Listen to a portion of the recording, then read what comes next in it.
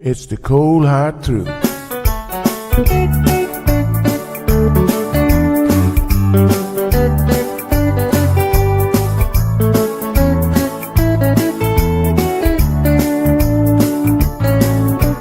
Everyone really wanna know what's going on with her show. Just get on the air and you will know it's Sandra. The queen of the mile road is here, helping people from everywhere. Get on the phone and you will hear Sandra. Now she will tell you how it goes, but don't you ever step on her toes, 'cause you will hear the cold hard truth from Sandra. They say she's the hero in town, helping people from all around. You get a call, your money is found, it's Sandra.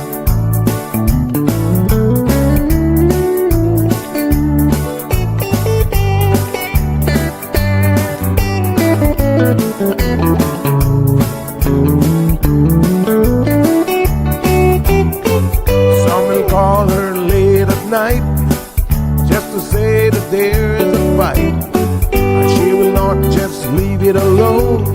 She'll get up and call on the phone, and when politics starts on her show, everyone really wants to know the way the things will really go with Sandra.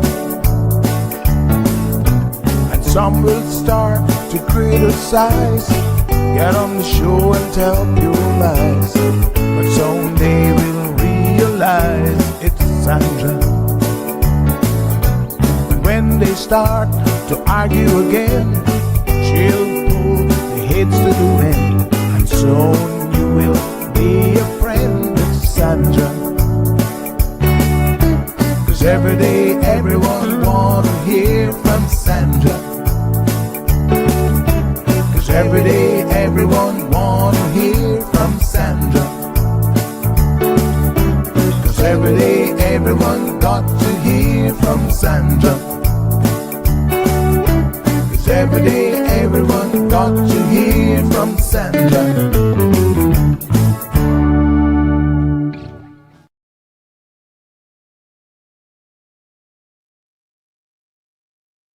Good morning, K-Man.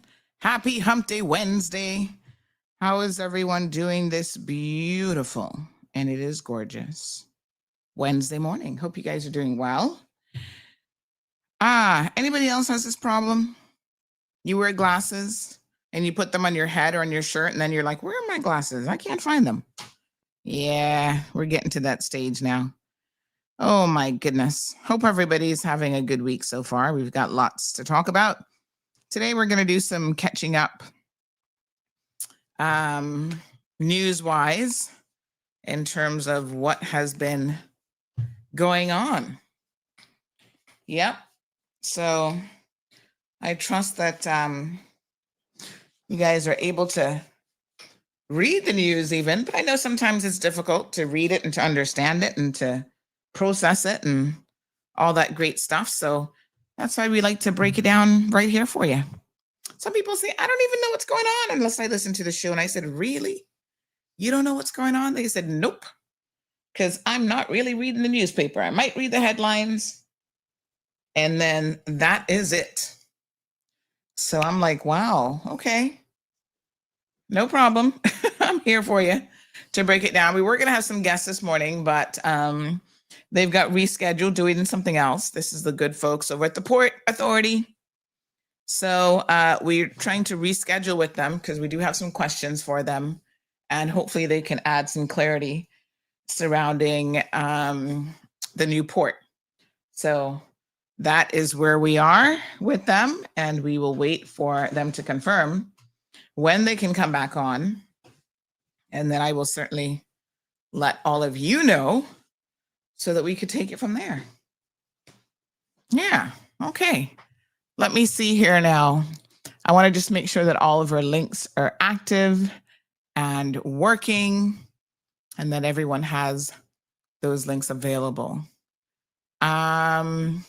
So at the end of yesterday's program, in case you missed it, we were advising the community, particularly the Jamaican community, that there are some scammers afoot who are looking to take advantage of people. And it's so unfortunate that these scammers continue to operate the way in which they are, because, I'm sure that there are a lot of people right now who are incredibly desperate for job opportunities to be able to just get out of Jamaica, given the situation with the storm, and perhaps have, some additional opportunities.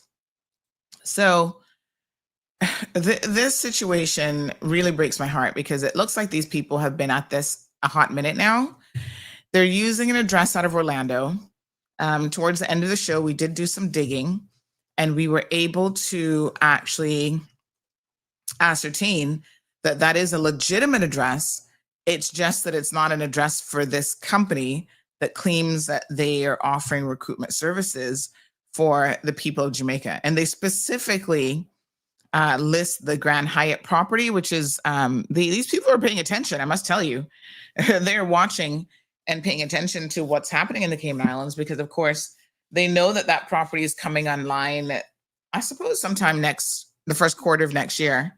That property is probably going to be completed, and that they will be hiring. So they are promising people work permit jobs for that specific property. And when you look at their WhatsApp, the first thing I noticed was the address.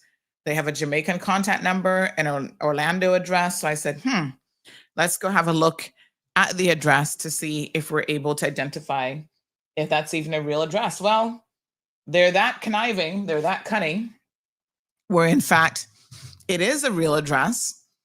And you can apparently visit that plaza building, and there's a law firm, ironically, at that address. Well, when we spoke to the receptionist yesterday during the show, she said, oh, they're at it again. This is not the first time that they have used their address for these types of scams. So this now is where you, the listeners to the program, the community, have to be really, really discerning.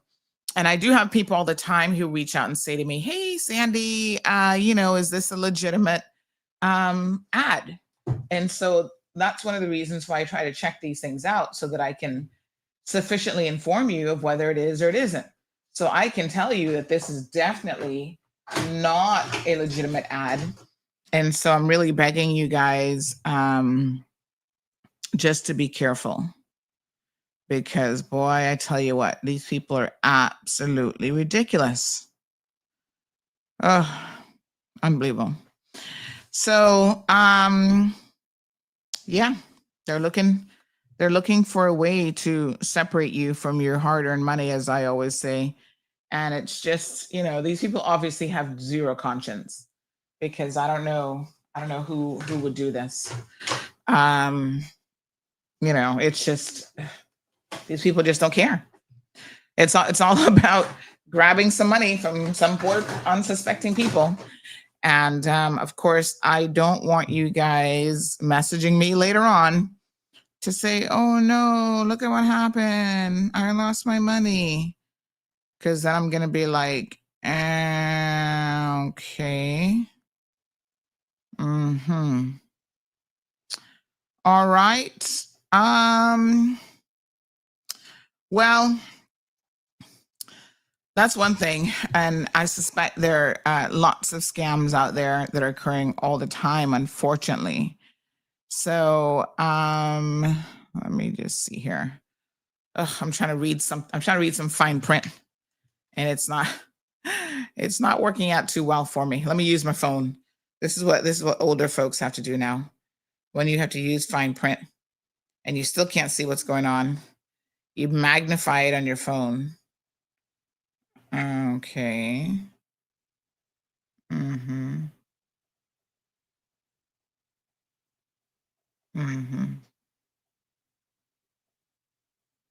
Okay. All right, I'm trying to figure this one out. Okay. I think I better leave that alone for now. All right. So when I turn on my camera, you'll kind of figure out what I was perhaps having a look at here. Yes. So please, these agencies, I would say the vast majority of them, in fact, are not legitimate. And if you even have to ask the question, is this legit? That's probably a good indication that it isn't. Yeah. Legitimate agencies operate completely differently than this. And quite frankly, I don't know that the Grand Hyatt is even going through an agency to hire. I'm assuming that they will have their own HR department and they will be doing the recruitment that way. So it's going to be an internal recruitment.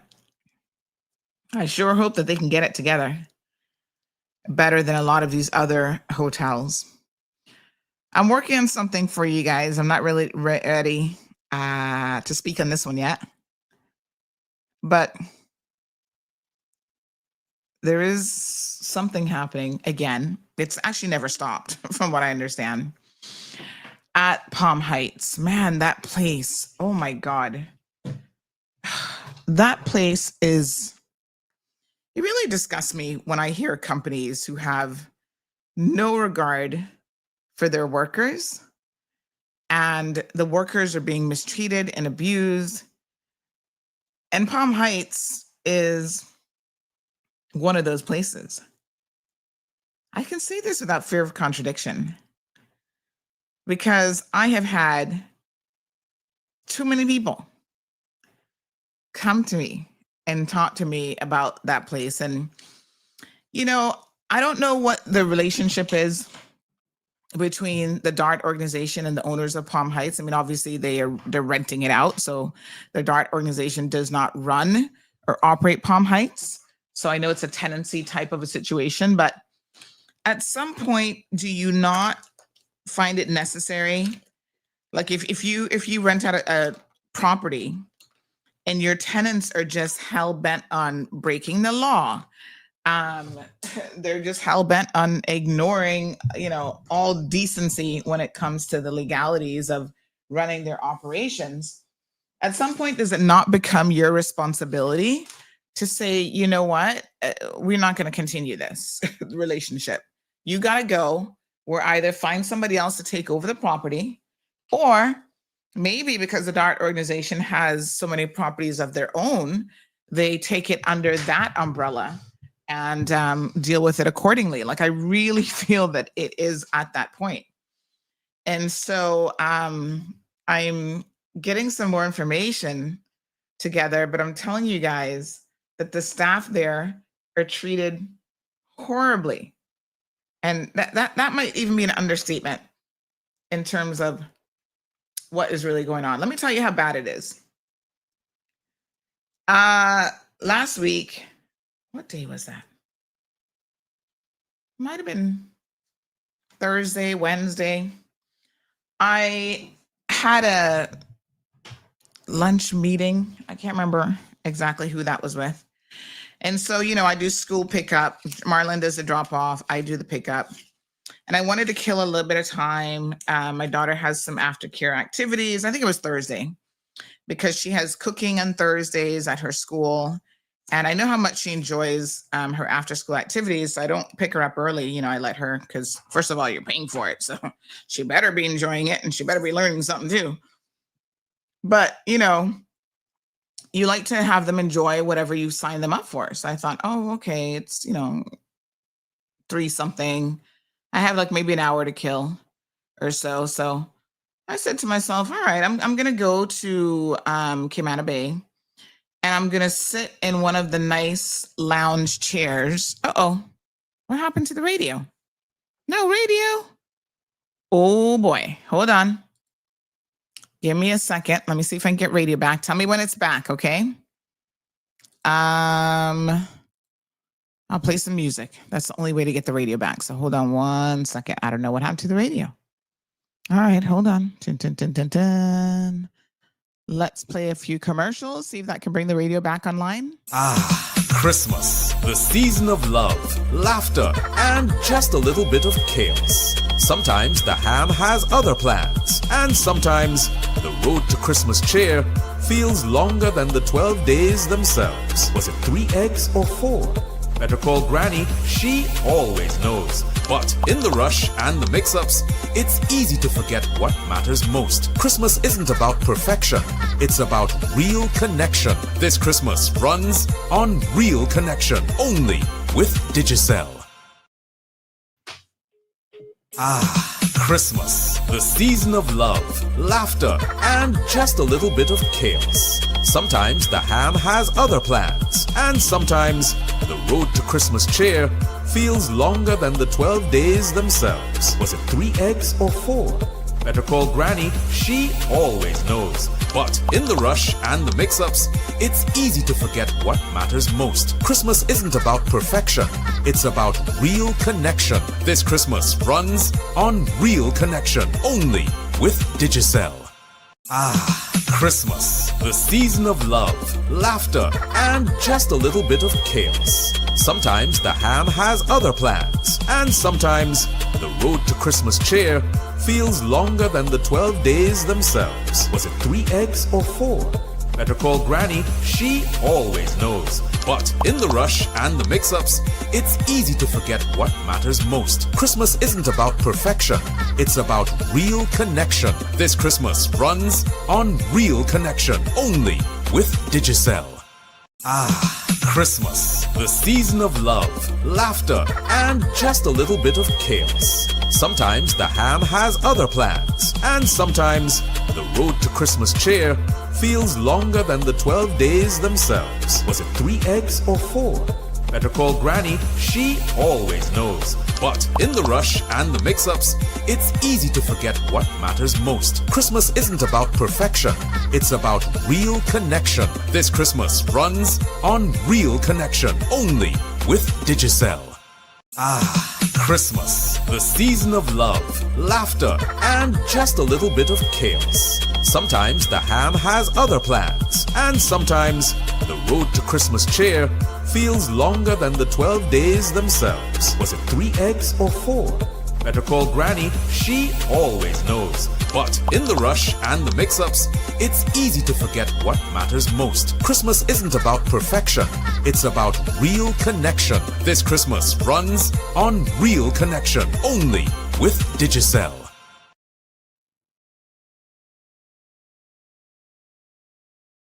I am Richard Hugh, President and CEO of CUC. Our focus has always been on you, our customers. Times are changing, and so are your expectations. We are listening to our employees and the people of the Cayman Islands to find new opportunities that can improve your experience. We are working every day to provide you with a safe and reliable electricity service. You are at the core of everything that we do. We are exploring and adopting new technologies and sources of energy which will benefit you as we become more reliable and more efficient, which will mean lower energy costs. We are working to improve our energy management tools, offer new products and services, and provide 24/7 customer support. Our new vision, empowering Cayman to be a global leader, is building momentum towards a better future for our islands.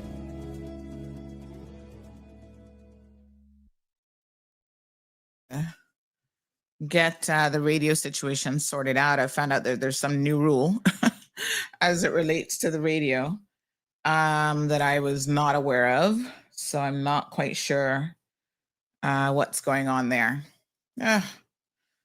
Just reminds me that I gotta get moving with my radio application. Trust me. All right.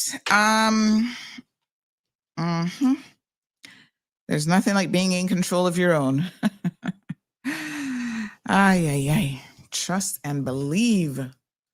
If you need motivation, it's days like this that you're like, oh yeah. There you go.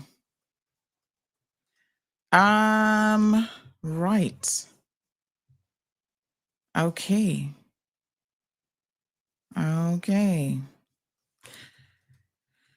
But I'm here and have been. Okay. All right. So let's see if we have any sort of manual override to get the radio back on. In the meantime, we will continue the conversation. So can't put you on. Okay, I have no clue what that means. Let me restart. I'm connected here, so I don't know. They're saying they're not getting anything. Okay. Let me reconnect. Okay. Let me redo it. Uh-huh. Okay. If all systems on my end say I'm connected, there's no way for me to know that I'm not. Okie dokie. Let's try that again. All righty. So hopefully we can figure this one out, but yep, they're not getting any audio from me, which is weird because I'm connected. So I don't know what's going on. Nothing has changed. Frustrated. Still not getting audio. Oh my gosh. Seriously? Okay, strange. All right, nothing has changed here. Okay. Lord Jesus, take the wheel. They're going to restart on their end, and I suspect it's on their end. Yeah. Okay. Let's keep going. So, I basically went and like I said, I had about an hour to kill before school pickup. And so I decided that I would go and just sit down at Cayman Bay. Those rocking chairs, by the way, I need to talk to them because the rocking chairs are pretty much all gone. I don't know if they've just disintegrated over time and they haven't replaced them, but we like the rocking chairs. Pay attention, Dart folks. We actually like the rocking chairs. And there's only one left. It has a split in the seat. So I guess that's out the door soon. And yeah, it looks like it needs a good little paint job or something. But anyway, I found the one rocking chair and I dragged it over and sat down. Let me see here now. Dragged it over and sat down in it and decided to just like have a nice relaxing vibe. It's such a beautiful spot overlooking the sound and just to sit there and enjoy the breeze. This time of year, the weather is just absolutely delightful. And I kicked up my heels, on the little bench and still no audio. Wow. Okay. I don't know how it could be on my end, honestly, when absolutely nothing has changed. Okay, let me try one other thing. I mean, this shouldn't be it though. Like nothing has changed. Absolutely nothing has changed. Oh, Jesus. Part of me feels like until I get my own station up, that maybe what I do is we just do it online. I can save that money every month and put that towards my own station, my own bill, and work that out. What do you guys think? I think I'm going to come off of radio until we get our own station up. There's just only so much that I can do, and legitimately, there are things that are completely out of my control. So I can't do anything about it. I don't know what to tell y'all, except everything looks fine on this end. Nothing has changed. Like, I don't touch my outputs. I don't touch my board. I don't touch any of it. Still no audio. Has to be on your end. Okay. All right. Well, nothing has changed. But I kind of feel like that's exactly what I'm going to do. That is precisely what I'm going to do, folks. We are going to, for the new year, and that'll motivate me to get all my off-reg stuff completed and done. Nope, KK, I can't help with the radio. And I was just sitting here reminiscing on whether or not we should even be on radio at this point, because we're going to do our own thing in the foreseeable future. So maybe we just put all of our energy and resources and money and focus on that. That's where my headspace is this morning. All right, nothing I can do, folks. Someone said, yes, kill the radio, more trouble than it's worth. Honestly. Yeah. All right.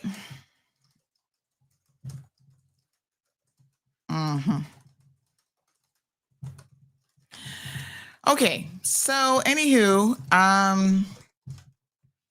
let's just keep moving. So yes, where was I? So I'm sitting there with my feet kicked up, enjoying some nice breeze. And all of a sudden, these young ladies walk up to me. I hear excitement around me. And I all of a sudden was like, oh my God, what's going on? Oh, these young ladies. Oh my God, Miss Sandy, it's you. We're so happy to see you. And I'm like, wow. I do get people excited to see me on a regular basis, believe it or not. But this was a little bit different in the sense that I could tell in the voice that it was like, we need to talk to you. So they sat down, and sure enough, we need to talk to you, Miss Sandy. And I said, oh, what's going on? Famous first words, we need to talk to you. Palm Heights. And I'm just like, you know, at some point you're just like, them again? Like WTF again? Seriously? It cannot be that it is them again. Jesus Christ. Ugh. It's just disgusting. It's just absolutely disgusting. So anyway, I say to myself, you know, I don't even know what to say. So they start to tell me certain things, and I'm not going to go into the details now because I'm having it looked into, and I'm going to come back. I'm going to circle back with the details. But in my head, I'm just like, and then, you know, I ask questions because these poor people, of course, all expat workers on work permits, and just, I am at a loss for how this continues to be a problem. Yeah?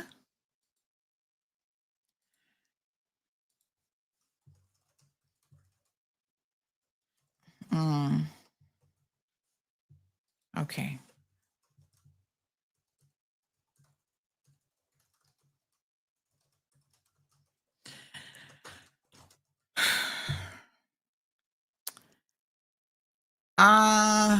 Right. And then I say to them, let me ask you a question, because I'm curious. How much money are you actually making at Palm Heights? Because these people are so desperate for these jobs, right? And I think that we need to understand why people come here so incredibly desperate, right? I say, well, tell me how much money you're making, because you got to be making $3,000, $4,000 for you to want to hold on to this job. And these people are literally in tears You got to see, I mean, it's so sad. They're sitting here talking to me and the tears rolling down their faces about the injustices that they're facing on the job site every single day and the things that are happening. So I'm just like, what's going on? Right? Well, I have passed it on to someone and I'm going to check with them to see where we are. And then I'm going to circle back to you guys with the details. Because when I hear that they're making like $1,000 a month, I'm like, are you kidding me? Are you really kidding? This has got to be a joke. You are under so much stress for a little $1,000, $1,100 US, by the way, shall I say? US dollars? That's what people are killing themselves for? I struggle with it. That there are organizations and people out there who can treat you this horribly. And honestly, they don't even have the good sense to pay you a half decent salary. Nah. I'm telling, yeah, KK, I was like, this is not worth it. Seriously. It's absolutely disgusting. Meanwhile, let me put that in perspective for you. These individuals are working for a big time organization like Palm Heights, getting $1,100 US per month, right? And then Caymanian domestic workers, people who are working for Caymanian families, are making sometimes almost double that. And we're having a conversation about minimum wage in this country. But you see, what they do is, because they say, oh, we make $8 an hour.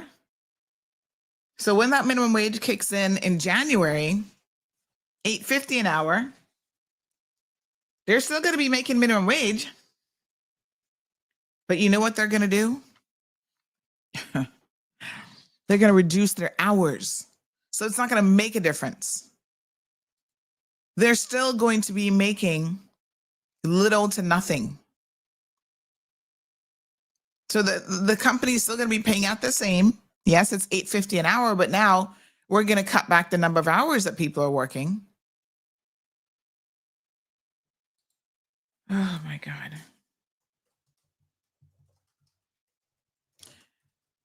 All right, let me restart my computer because this radio thing is frustrating me. I need to see how to. All right, let me just, I'm going to play something that I'm going to put on loop so that hopefully that will keep you guys going. In fact, let me log in from my phone to do it. And then I'm just going to restart the entire computer. And if that doesn't work, there's nothing more I can do. And I really, honestly, can't even deal with the headache today.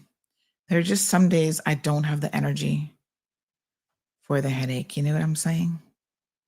I ain't got the energy for it. So give me 1 second. So I am working on this for you guys. I want you to give me some time because as always, I'm trying to get organizations to sort certain things. Oh my gosh, let me turn that down. To sort certain things out. So give me 1 second. I'm going to put this on loop and then I'm just going to restart my computer. So hold on. All right. Get your water. I am Richard Hugh, President and CEO of CUC. Our focus has always been on you, our customers. Times are changing, and so are your expectations. We are listening to our employees and the people of the Cayman Islands to find new opportunities that can improve your experience. We are working every day to provide you with a safe and reliable electricity service.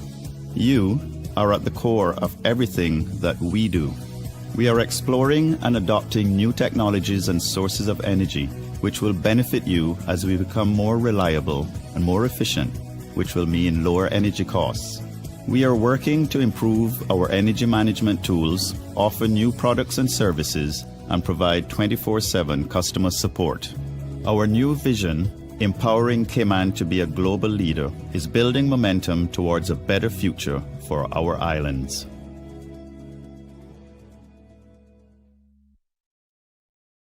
I am Richard Hugh, President and CEO of CUC.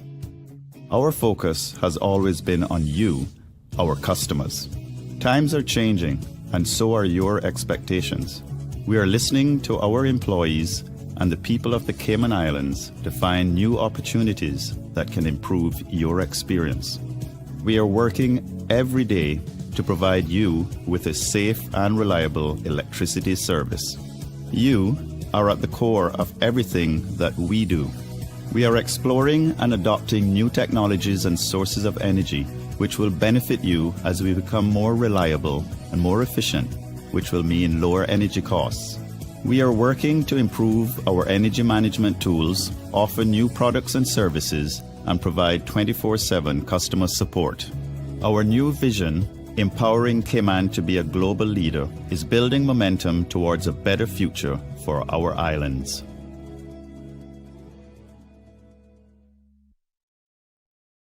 I am Richard Hugh, President and CEO of CUC. Our focus has always been on you, our customers. Times are changing, and so are your expectations. We are listening to our employees and the people of the Cayman Islands to find new opportunities that can improve your experience. We are working every day to provide you with a safe and reliable electricity service. You are at the core of everything that we do. We are exploring and adopting new technologies and sources of energy which will benefit you as we become more reliable and more efficient, which will mean lower energy costs. We are working to improve our energy management tools, offer new products and services, and provide 24/7 customer support. Our new vision, empowering Cayman to be a global leader, is building momentum towards a better future for our islands.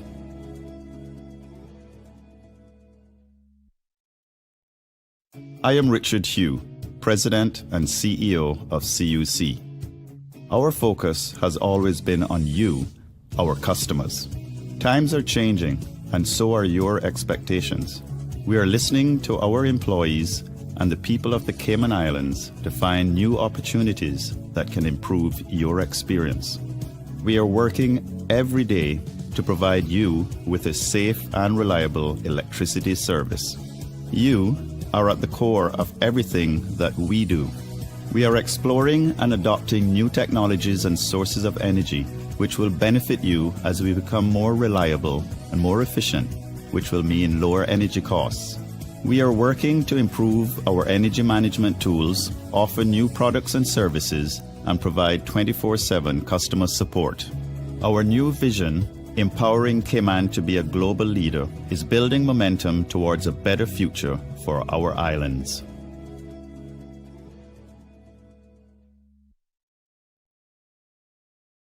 All right, folks, I'm told that we're back on radio. I cannot possibly explain any of this stuff to you. I haven't done a single thing except restarting the computer. So if we're back on radio, that's fantastic. Whatever little hair I have left, so I'm going to be pulling it out. All right. So KK, we've gone over this whole Palm Heights thing before. We've talked about them so many times.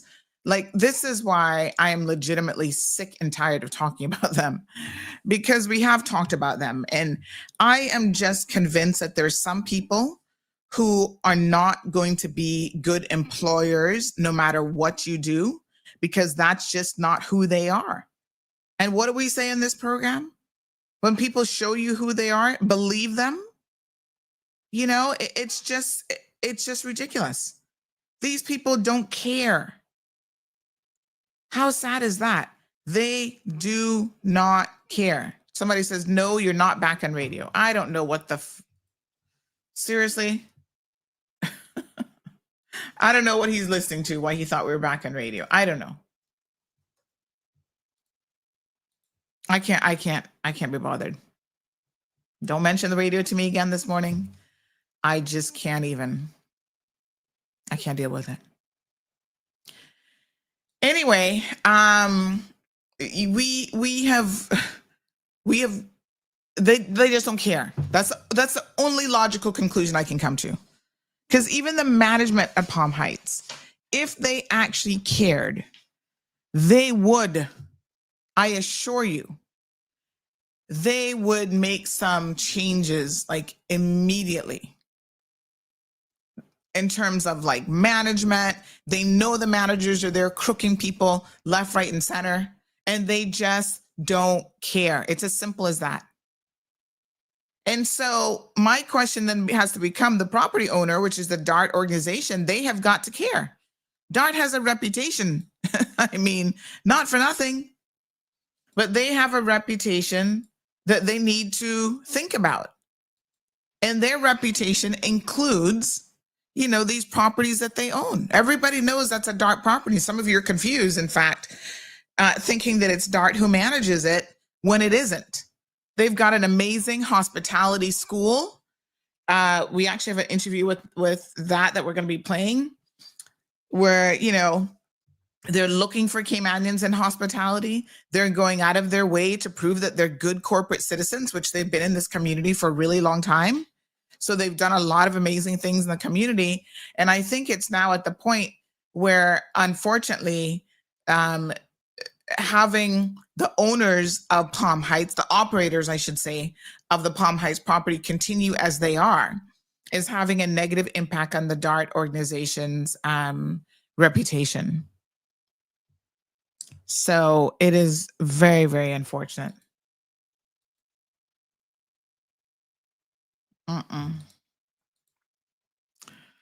So I don't know.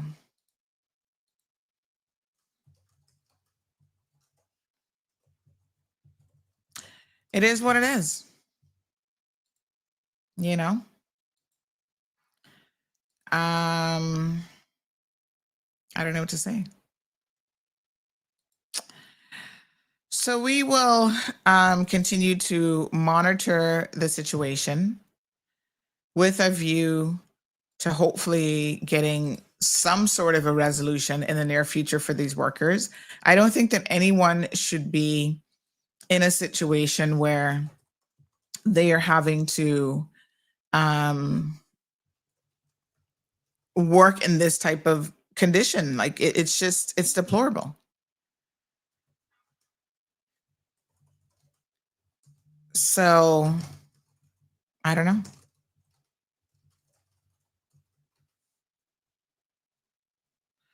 I just don't know.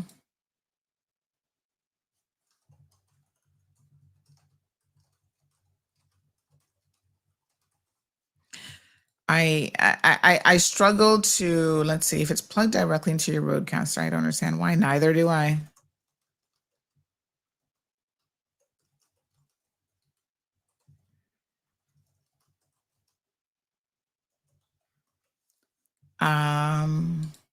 Hold on, let me just double check one little plug here. Yeah, so, you know, unfortunately, folks, I do struggle to understand what's happening. And let me see something here. So there's this wire. Oh, I think I may have discovered what the problem is. Oh, Lord, have mercy. Okay, hold on. Okay, this might actually be my fault.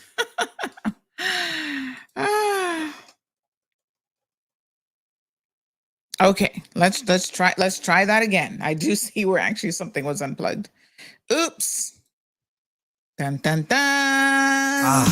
Christmas, the season of love, laughter, and just a little bit of chaos. Sometimes the ham has other plans, and sometimes the road to Christmas cheer feels longer than the 12 days themselves. Was it 3 eggs or 4? Better call Granny, she always knows. But in the rush and the mix-ups, it's easy to forget what matters most. Christmas isn't about perfection, it's about real connection. This Christmas runs on Real Connection, only with Digicel. All right, let's try that again. Hold on, folks. Hold on. Ocean Ridge Heights offers an amazing opportunity to own a piece of land in idyllic Cayman Brac, right on the bluff, starting from $80,000. Located in a quiet residential area with high elevation, these lots are ideal for a future home or investment property and are sure to go fast. Cayman Brac offers a laid-back lifestyle, amazing pristine diving, limestone caves, diverse flora, along with amazing wildlife.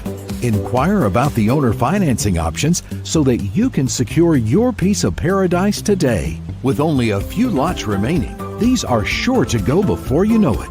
Contact Crichton Properties today on 345-949-5250 or info@crichtonproperties.com. Great news, K-Man! Tim Hortons is finally open and ready to serve you. Start your day right with our delicious all-day breakfast or grab a box of our famous Timbits and a dozen donuts for a sweet treat. Need a quick pick-me-up? Swing by our drive-thru for your favorite espresso drink anytime.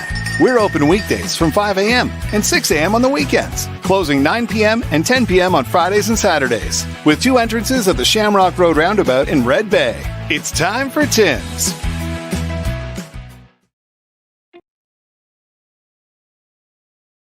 Recover Personal Injury Attorneys, helping injured people get what they deserve. Did you know that insurance companies have lawyers that represent their interests? Before signing and accepting any settlement, know your rights. Call us today for a free consultation at 924-9999. That's 924-9999. Recover. Your personal injury attorneys are on standby to assist. All right, folks, we're on. That was totally my fault. I'm so sorry. Oh, yesterday I plugged in a new headset and I must have inadvertently unplugged. I must have inadvertently unplugged the connection, the physical connection to this device. I'm so sorry. Getting frustrated, and it's totally my fault. Let's continue. Good morning, radio folks. My apologies that you are almost an hour late hearing us, but something physically wasn't plugged in. Yikes.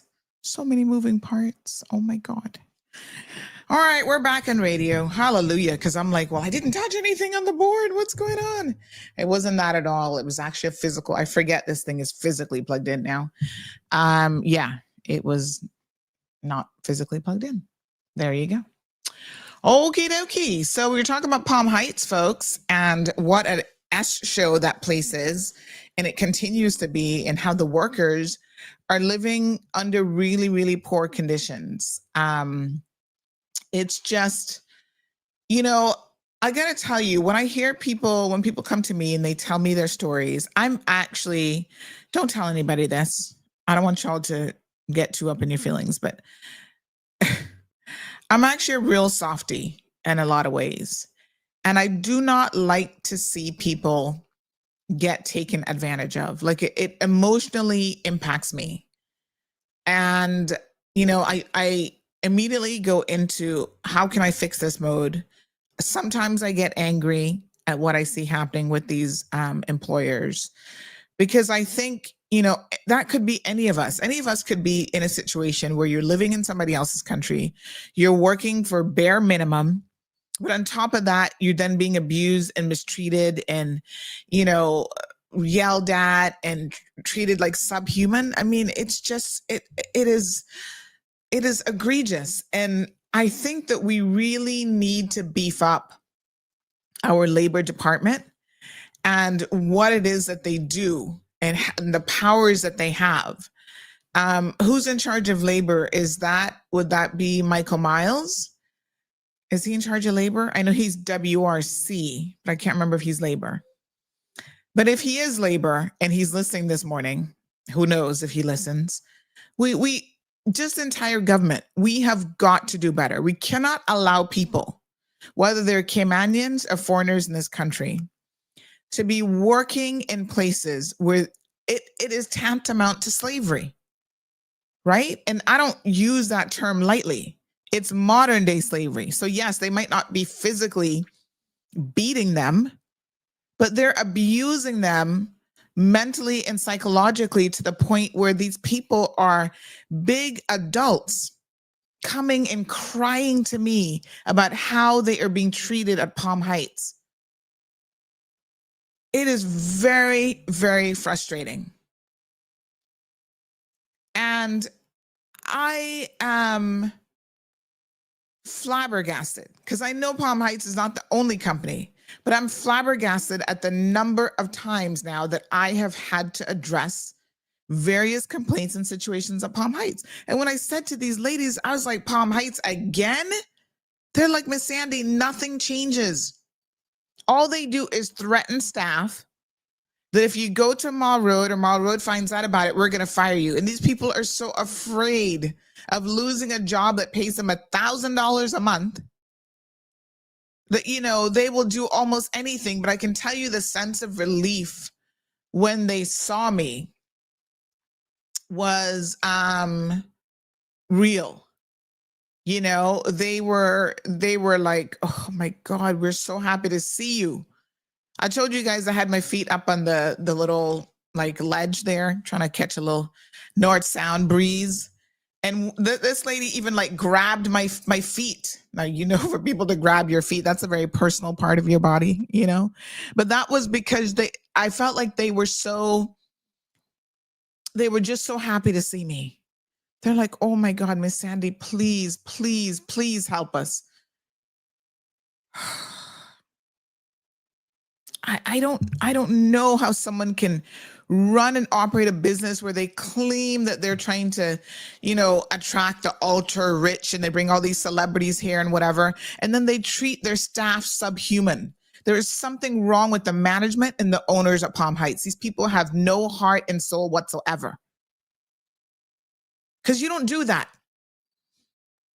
You can be in business and be about your business. And yes, you are making a profit. And, you know, I don't even think they're making a profit, but let's say that you really focus on business, because all businesses have to focus on making a profit, et cetera, right?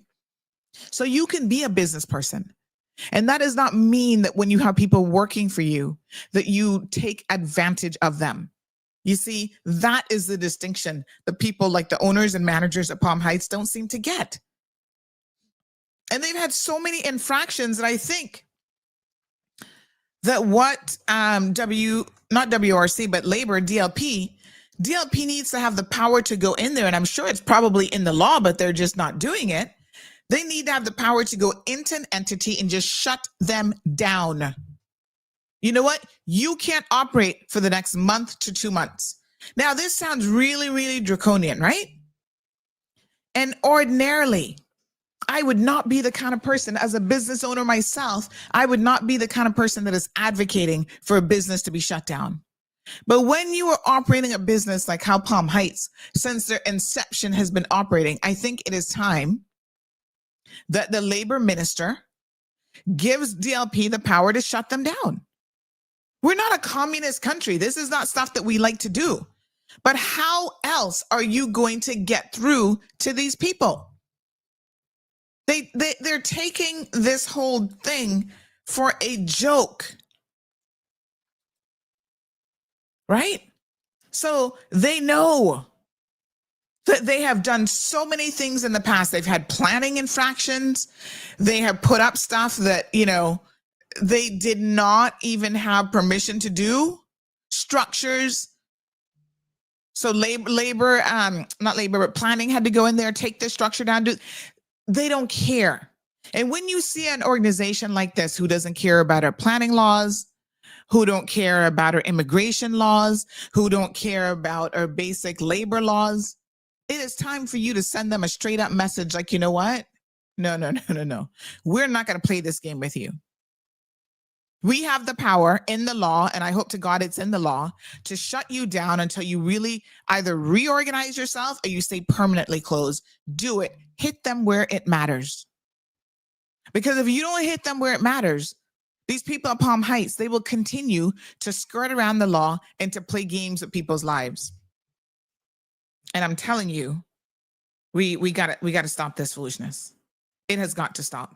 And I am advocating now for there to be some real consequences for this type of behavior that is ongoing, is systematic, and it should not be.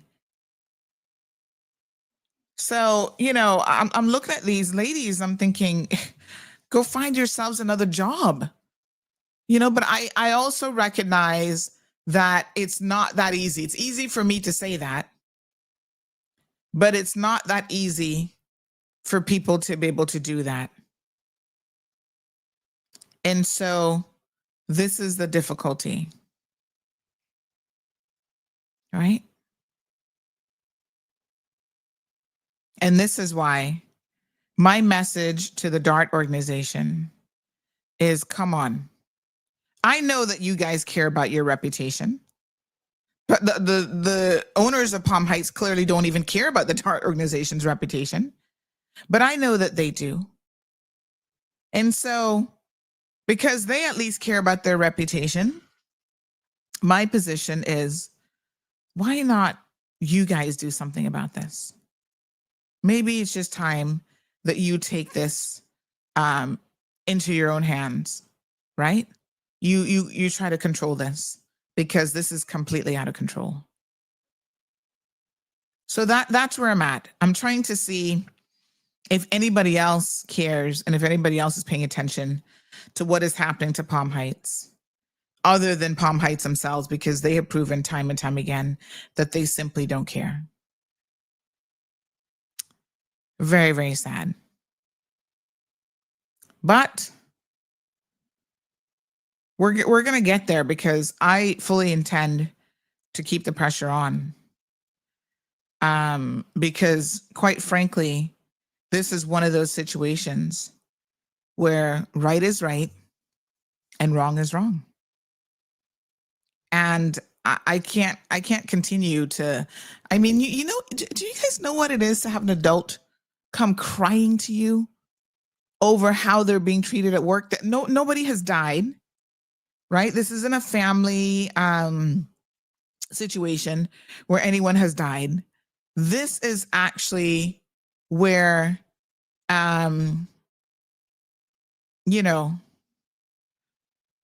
people are being so poorly mistreated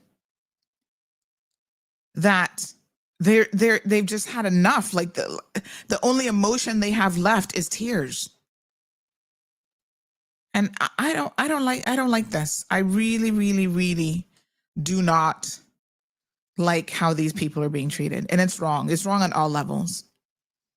And so we either need the tourism minister to go in there and say, you know what, we can't have an industry, entity such as Palm Heights treating people like this while courting tourists at the same time. Or the minister of labor to go in there and say, well, you're breaching all these labor and immigration laws. While we carry out a full investigation, let's go ahead and shut you down in the interim.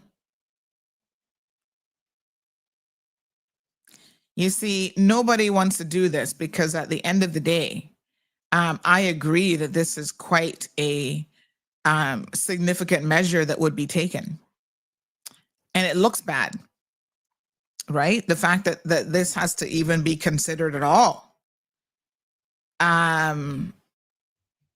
But you're going to have to pick and choose.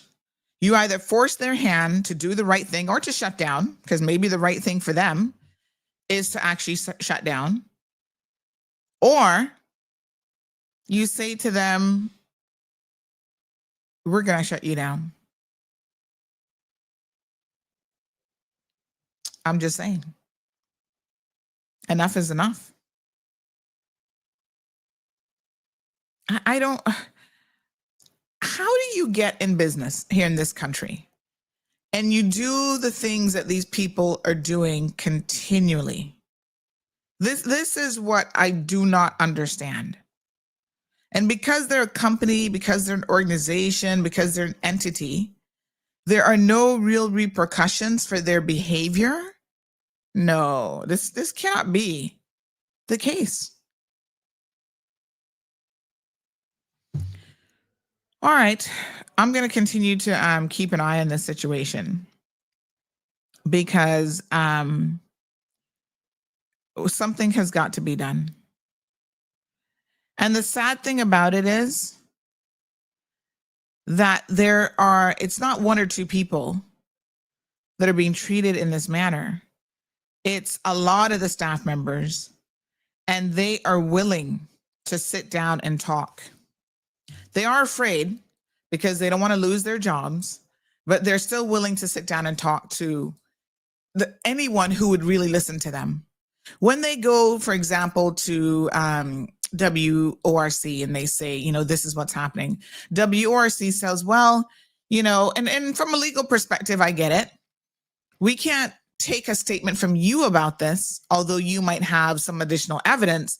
We need the person who is being impacted. In other words, the victim who won't come forward, who's not going to tell the story because they might themselves feel like they are part and parcel of the problem, right? So they are being taken advantage of, but because they have agreed to be taken advantage of. So let me give you an example. When people pay for work permits, knowing that they're not supposed to pay for their work permits, you know how hard it is to get those people to give WORC a statement to say yes? I have been made to pay for my permit, right? Because now you're asking someone who they are part of the problem, and a lot of them are well aware of the fact that they're breaking the law. But traditionally, DLP has not gone after them. It's kind of like the prostitute and the pimp is a perfect example of this, right? You have this relationship where, yes, prostitution is illegal and it's wrong. But if she is being coerced or, subjected by her pimp into doing this behavior, we all get that is a relationship that is not entirely, you can't entirely blame the prostitute because the pimp is forcing her. He's using coercion. He's using threats. He is beating and abusing her and whatever. It's not an even relationship. So the WRC recognizes this. And that's a lot of times why when someone has paid for their permit, they just want them to give a statement, and who they go after is the employer. Because the employer by law is supposed to pay for the permit, and they know the law better than, and the burden falls on them to follow the law. The burden doesn't fall on the worker. And so when they tell people, oh, yes, I'm going to take out a work permit for you, but you have to pay for it, you have to reimburse me, et cetera, and knowing that that's fully against the law, even if they know the person who is legally breaking the law, yes, on a technicality, so is the person paying for the permit. But the law says that the employer is responsible for paying for the permit. So the law goes after the employer, right? And so even if somebody else in the company knows that this person is being made to pay for their own permit, and they might even have evidence of it, they could even have a voice recording, until that person is willing to come forward and give WORC a statement, they say that they cannot make a case out against the employer. I think that maybe that needs to be looked at a little bit more, because the victims are not always going to cooperate with you. because of the fear and the intimidation that they are put under on a regular basis. Palm Heights, they remind me of P. Diddy. What I mean by that is they play this really interesting game where they're good with the PR. They're good with controlling the narrative, right? And they do that so well. That's how they get these celebrities to come here. You know, they come and hang out with them. They comp them, their stay, all this sort of stuff. So they know how to play that game. They get put in all these travel magazines and this newspaper and that newspaper, but do not confuse it for 1 second. That does not mean that they're good people. That does not mean that they're running a good operation. And I wish I had somebody's direct number for a place like, for a person like Kim Kardashian, where I could tell her, you guys need to stop taking a free vacation at some of these resorts when you don't even know what it is that these people are up to and how they treat their staff. What's his name? Justin Bieber. If Justin Bieber knew, maybe he doesn't care. I don't really know what kind of person Justin Bieber is, but if he knew that Palm Heights is constantly treating their staff like dirt and taking advantage of them, would you be supporting this establishment? Like this is what we need right now, right? When you see someone as tenacious as Palm Heights, with getting put in every magazine and all these articles and the reputation, you need someone who is equally as tenacious to go out there and write all the bad stories about them, all the truthful and honest stories about them, so that can trend quicker in the algorithms. So when people search Palm Heights, those are the stories that come up. Because that's all they care about is this fake reputation. Like I said, go watch the P. Diddy documentary, Sean Combs, and you'll see exactly what I'm talking about. These people want to control the narrative. And they do control the narrative by using this PR machinery in their favor. Maybe it's time that the rest of us learn how to use this PR machinery to let people know what the truth is about how they're really treating staff, right? And show them that they're not going to win at that game. And maybe that might be some motivation for them to either get out of the business or get it together. We have a caller in the line. Good morning, caller. Welcome to the program. Good morning. Morning. Thelma says morning. How y'all doing? Morning, dear.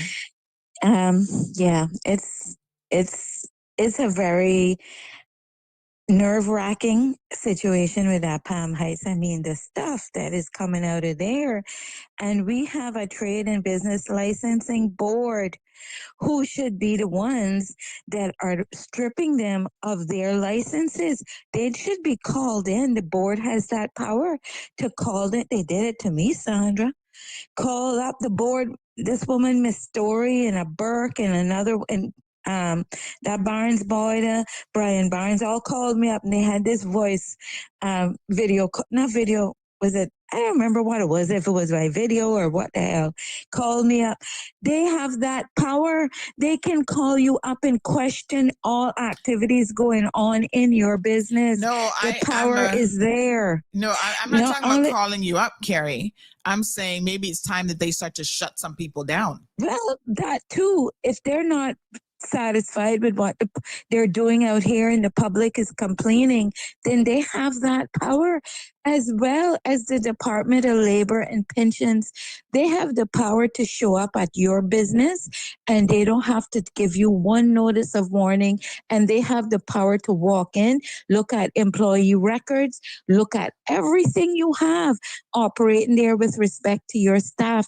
They have the power, but they're not exercising their power unless it is somebody they dislike very much and won't come and harass. That's how that system works. We've seen it often, numerous times. The other thing I'm going to play devil's advocate here for a minute. Now, work permits. I would like to know, why is it that the employer has to pay the full fee and the employee don't have to contribute? Why don't we stop the foolishness? Okay, half and half. Make it a voluntary, the employee can pay the full fee or the employer can pay the full fee. It should not be all kind of criteria crashing down on people. We know it's happening. We know employees are already out there paying their permit. You'd be surprised the amount of businesses with big names out there that make staff pay for their own work permits, and nobody is investigating them. They're only investigating the little micro businesses out here to give them more help. I'm just being honest with you. We are not looking at the wider spectrum of all of this. And the Department of Labor and Pensions, they can do a lot more than they are. They're not bothering. Same as trade and business. They can do a lot more than they are, but they only bother with the little people they don't like. They don't go after the big wigs and the conglomerates that are the ones that are abusing the systems even more so. So it would appear that Palm Heights has become a sore thumb and a public enemy number one in this country if it's constantly in the limelight about infractions of our laws. If they're committing so many infractions in our laws and breaches of our laws, why are they still operating is the big question. So there you go. Thank you, Carrie. Have Appreciate a good day. You too. We have another caller on the line. Good morning, caller. Welcome to the program. And good morning, Sandy. Morning, dear. How are you? Can you do a FOI on the powers that DLP has? Because a lot of people are talking about DLP has this power and has this power. Doesn't seem like they do. They don't. Yeah. They don't. So it don't make no sense people saying, oh, DLP can do this and DLP can do that. They can't. Because we've seen, and I know how I know that they can't, is because we have seen before, even at the court level, where the magistrates are like, if I had the power to ensure that you never got a business license again, I would make that happen. And that hasn't happened. So as I said, the DLP does not have the power. It don't. So it falls on the minister now to put those things in place. Simple infractions that are going to court. The DLP should have the power to issue a ticket, just like how the police can issue a ticket for an infraction. They do not have any power. So people out there, you need to stop saying that they do have the power. Yeah. Yep. I agree. And this is where, again, DLP needs to do a better job of educating the public. When was the last time we even heard DLP tell people what their powers are in the law? Nothing. It's ridiculous. Thank you so much, my dear. I appreciate it. We do need to look at the legislation because I agree with that caller. I do not believe that DLP has the kind of power that we think. You know, now mind you, if you don't pay a fee, then of course in that instance they have a power to not renew your license and so on and so forth. But you know, I don't know. It's just really, really frustrating. It is really, really frustrating. Let me just pull up the law here and see if we can have a quick look. Because I do believe that, unfortunately, the power when it comes to these infractions does not lie with the Department of Labor and Pensions. It mostly lies with, like, if there's a work permit infraction, that would be WRC. I guess if there's some pension infractions, there's minor things that can be done to these companies in terms of taking them to court and so on. But to the best of my knowledge, DLP does not even have the power to deny someone a business license if they meet the very basic and minimum requirements. There has to come a point in time when people who continually are in breach of the law, that they have to not be able to get things like a business license. Now, I heard Carrie's recommendation about making workers pay for their own work permit. I don't really agree with that because I think, again, all you're doing is you're opening up the system even more for additional breaches, right? If you want someone to work for you, and this is most modern places in the world, you have to be prepared to pay the respective fees. Let me see here now. I'm looking at their website. They have a list of laws here, but they just say, for your reference, please refer to the legislation in respect of the department. So they have everything listed, but they don't actually have the laws available.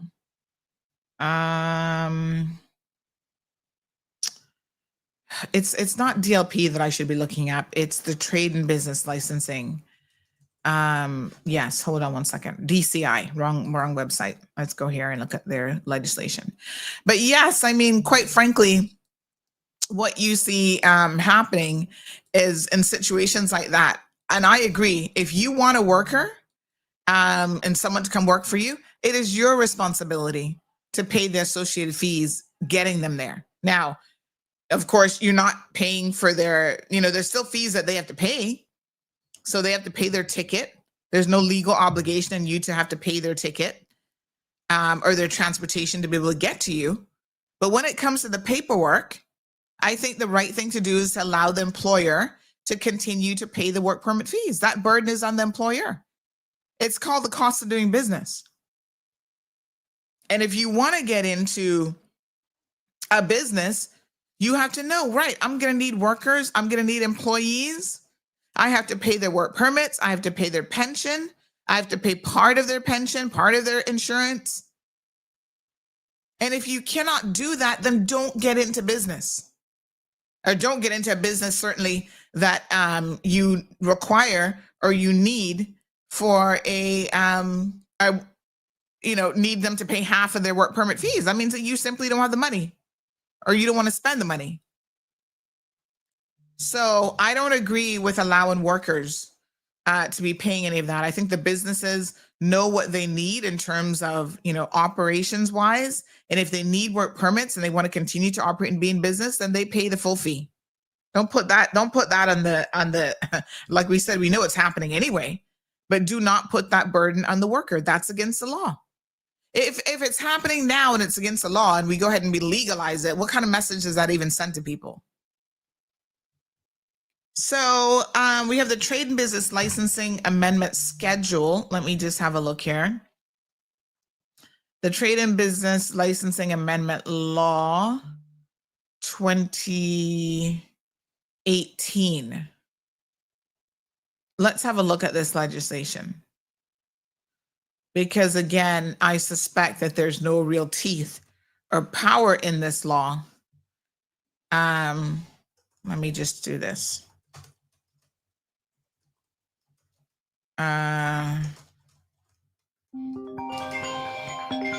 Good morning, caller. Welcome to the program. Good morning. Don't waste your time looking under the trade and business. Trade and business does not license hoteliers to operate. It's been 9 years, so I can't remember exactly, but it's either the Ministry of Tourism or the Department of Tourism that license hoteliers to operate, not TNT. Yes. I mean, I was just even thinking, generally speaking, in terms of infractions, whether or not DCI has any powers. Not with hoteliers. No, just generally speaking, do they have any powers at all? Yeah, and that's a fair question. I'm speaking specifically to Palm Heights. Obviously, it would not be TNB or DCI. Yeah, that's tourism. I have a question. Do you know if the individuals that you spoke to yesterday that presented the figure of the 1,000 or 1,100 US a month, if that was inclusive of gratuities or not? And oh my word, if we open up that thing, the amount of bandulu that happening now with people having permits that in actual fact have no work behind them. Can you imagine if we open the floodgates for people to be able to pay for their own work permit? It would be. They already illegally going around hunting work. Imagine if they had an argument behind it that they actually paid for it. I paid for my permit, so leave me alone. Yeah. No, I don't support that in any way, form, or fashion. And then where does the enforcement lie? How do you hold both? Where to know where to draw the line of holding either party accountable? Exactly. When it comes to infractions, it's hard enough right now. It makes it too messy. Holding them accountable when it's the employer. But yeah, that's a can of worms that I and termites and bugs and ants and scorpions that I definitely would not want to try to navigate or administrate by any means at all. But yes, I would be interested to know if that figure that they provided was inclusive of gratuities or not. Let me see if I can find out. You're welcome. I got the sense that that was their take home because I'm like, what are you making each month? But I will inquire because that's a good question. And that is why I think that January the 1st, remember now, the new minimum wage goes into effect, and the new minimum wage is going to apply across the board because these people who are paying gratuities, they're doing all kind of funny business with it that, you really have to keep a keen eye on. So yeah, I don't think that we solve anything by making workers partly responsible for their own work permit fees. I think you create more of what we're trying to prevent, which is modern day slavery. Yep. So let me just see. No provisions in the document outline enforcement powers like suspension, revocation, or license removal for existing breaches. Such authority likely resides. Okay, so let me just keep looking because I can't find where the law actually talks about any of that. So let me just have a look at the principal legislation. Good morning, caller. Welcome to the program. Sorry for calling back, but I just need to highlight something that maybe people aren't aware of. Okay, I understand some of you would object to the employee paying a portion of their permit or the full amount of it or whatever. Fine. But why does the WORC grant that party when their permit is either refused, canceled by either the employee or the employer or they are terminated and they have to go and get regularized down at the CBC? They automatically get 10 days free of charge to go and look for work. Why is that being allowed then? If they're not allowed to pay, to contribute to their work permit, and in instances, and a lot of micro business owners will tell you this, the minute we hire them, they start the job, they find a job paying $1 more an hour, they abandon our permit and they're gone to work for someone else. And they can go and cancel their own permit at the counter and tell a lie about why they're leaving. Nobody checks the employer they were working for to say, hey, can you advise us as to what this situation is before we proceed with granting any new permits for this individual? We don't have those kinds of safety nets in place by the WRC to aid business owners out here, and they grant them that time. They get that 10 days and nobody checks to see that they're going out there competing with Caymanians to find work. In that 10 days that they get for free the first time, they then can't find a job in that 10 days. They can go back to the CBC and the law gives them a more time that they can get an additional 10 days or 14 and pay $50 for it. When that expires, they can go back again and get another 14 days, pay $100 this time, and still go roam in the country. They can get up to 44 days to roam this country before they tell them it's final. And in some instances, Sandra, they don't final people until they find a job, and that can be months. Like someone I know will here 7 months on time going and paying for it. Sometimes they gave them 30 days for the $100. But if they're out there, they're getting money to go get time for that length of time. Then I tell you, they're not working illegally then, and nobody is investigating that. That is putting them in the path of a Caymanian looking a job, and the Caymanian has to go and compete with these individuals out here that are on time. I'm sorry. We need to nip that in the bud, because that is also a major infraction that is pushing Caymanians out of work. Small and micro businesses, when they up and leave that permit with halfway through or a third of the way through or 1 month out of the 3 months, I'm just giving you an idea here.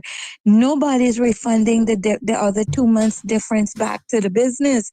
That is you have to pay for the 3 months, whether they work for you for the 3 months or not. And these individuals are continuously being given an extension of time to keep going to look for work and move on.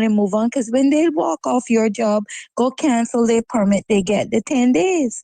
So they can go look in another job if they haven't secured another one. And in that 10 days, the counter staff tell them, make sure you get your permit in. I've been at that counter many times and hear the officers at the CBC tell them that. Make sure you get somebody, find somebody, put in a permit for you.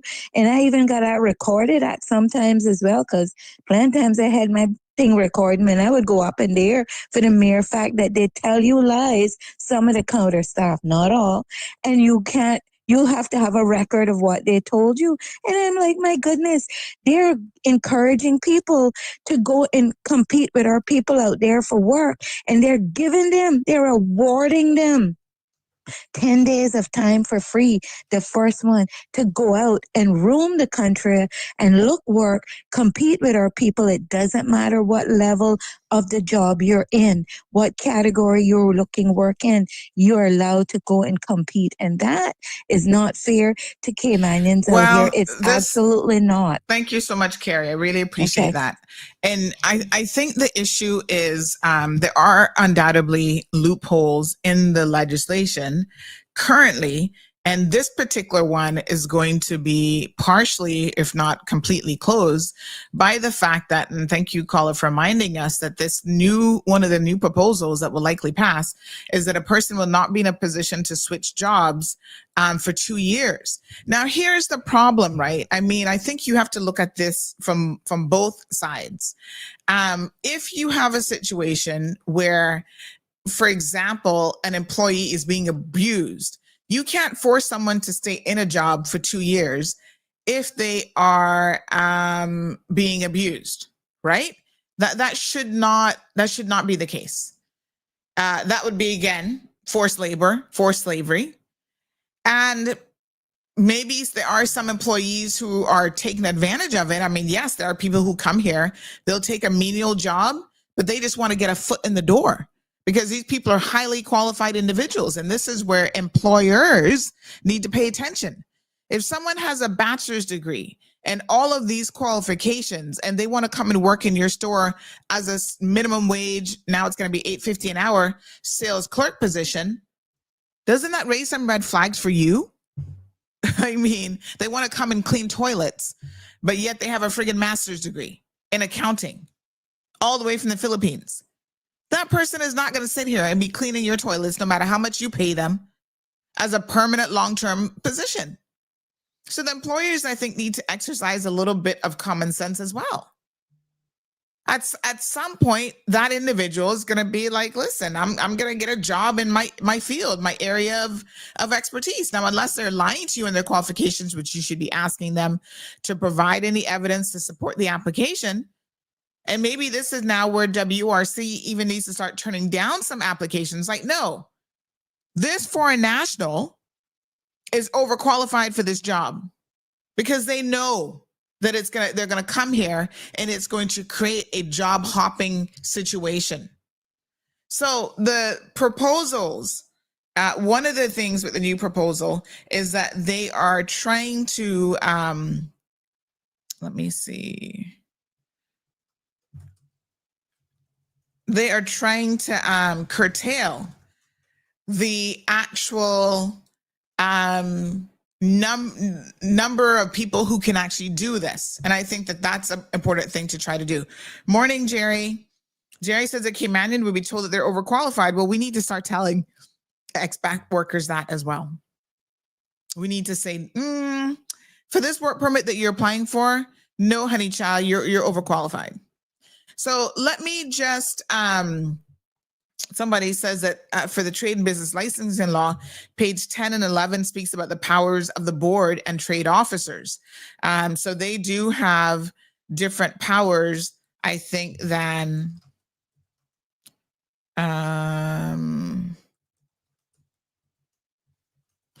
I think that they do have different powers, obviously.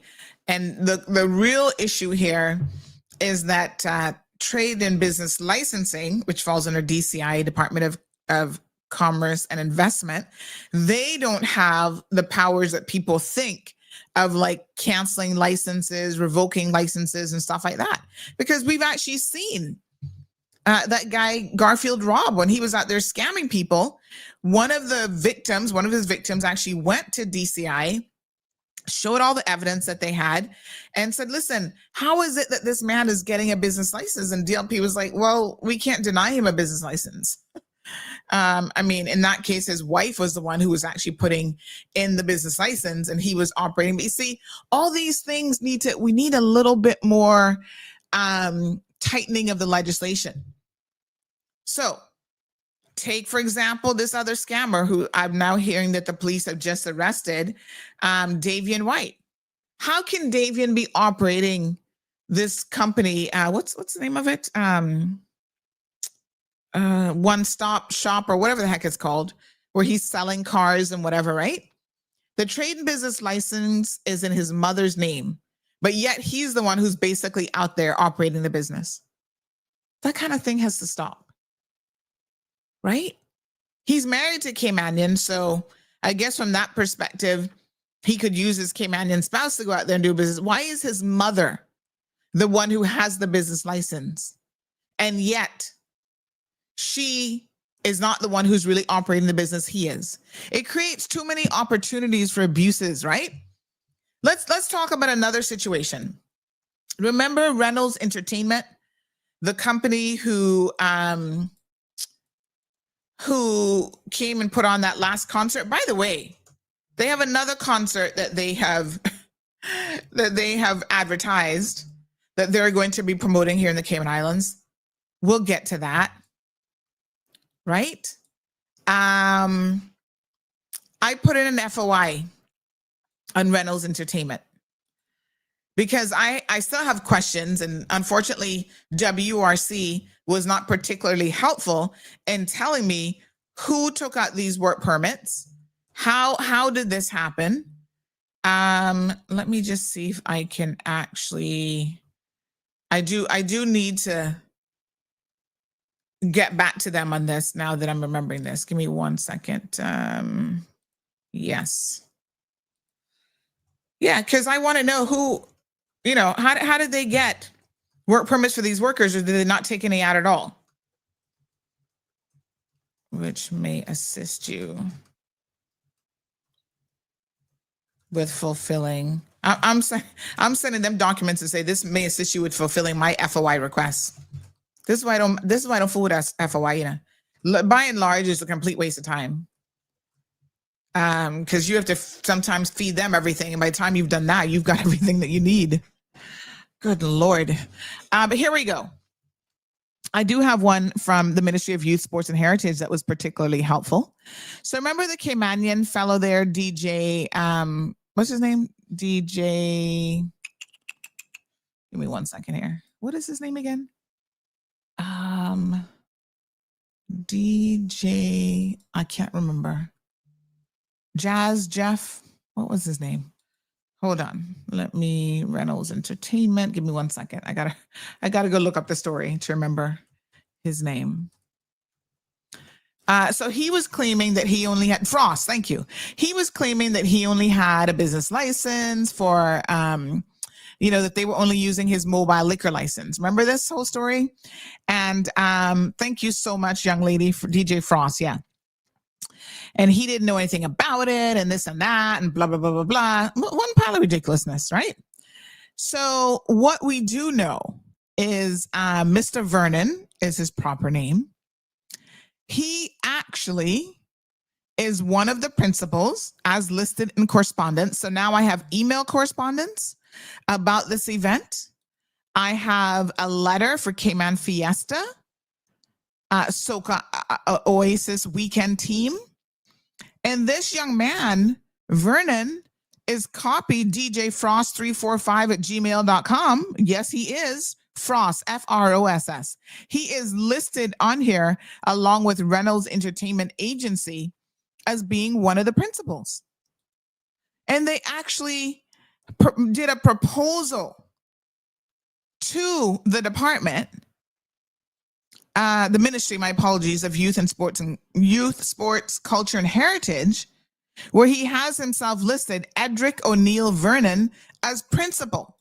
And then when the ish hits the fan, he wanted to claim that I got nothing to do with this. They were just using my liquor license. How could they just be using your liquor license and you're not a principal? That doesn't make any sense. Like, what he was saying was just stupid. And it did not make any sense. And I was probing him for answers on this.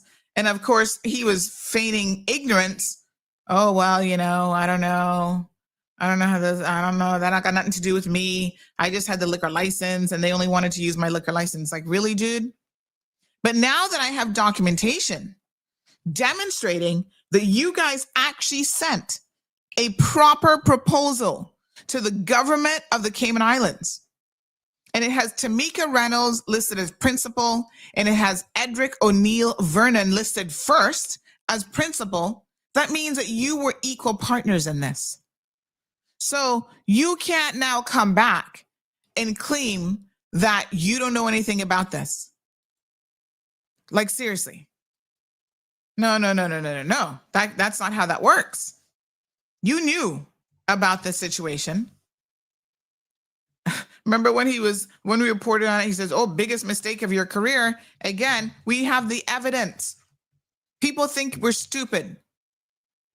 This is one of the things that insults us on a regular basis. Y'all be lying through your teeth. You think that people are stupid. And you don't quite understand that we get exactly what the deal is here. You're fronting for this Reynolds Entertainment Agency. You have the audacity to put yourself, right, on documentation as the principal. There's even a thing in here about visa free waivers and all sorts of stuff that they wanted. Of course, the government laughed when they saw this almost $500,000 that they wanted for the Cayman Islands government to take over their one night of events, which is absolutely ridiculous. So this person says, so WRC claims to have this on record, my complaint on Reynolds Entertainment. So why are they promoting another event here? Well, once again, this is another question, right?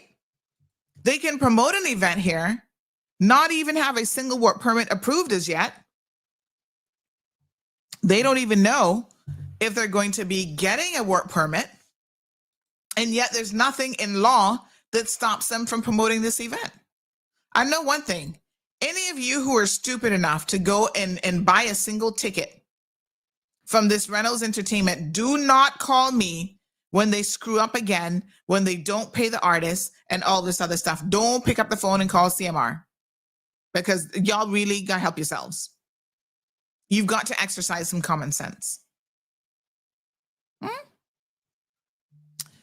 Carrie says he was unlawfully doing that. Well, here's the proof in the pudding. He claims, I have his messages. No, Miss Sandy, this don't have nothing to do with me. They just wanted to use my liquor license. I said, but hold on. How can they use your liquor license? How is that permitted? But you see here, this is the front page of the agreement, collaborative partnership proposal. And what does it say?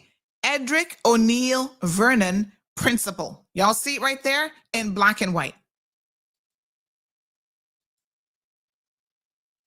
So when he was saying to me, my company and I were not the promoter or organizer of the event, and I am not otherwise associated with Reynolds Entertainment, and claims that his lawyer, this is what the little kid said to me. He's a little kid to me, big man, but still a little kid to me. This is what DJ Frost had to say in a correspondence that he sent to me.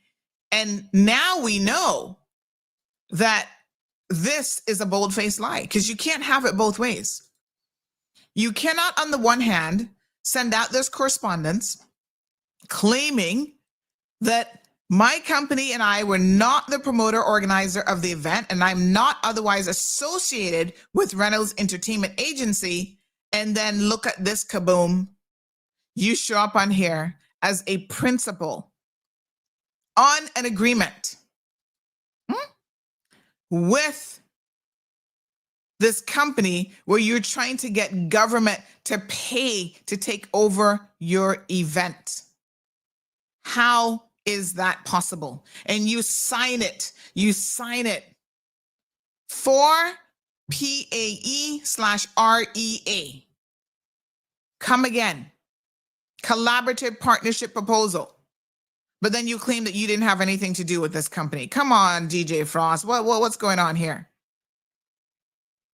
And this is one of the biggest issues that we as Caymanians continually, out of greed and pure stupidity, allow people to use our licenses, use, our laws to take advantage of situations.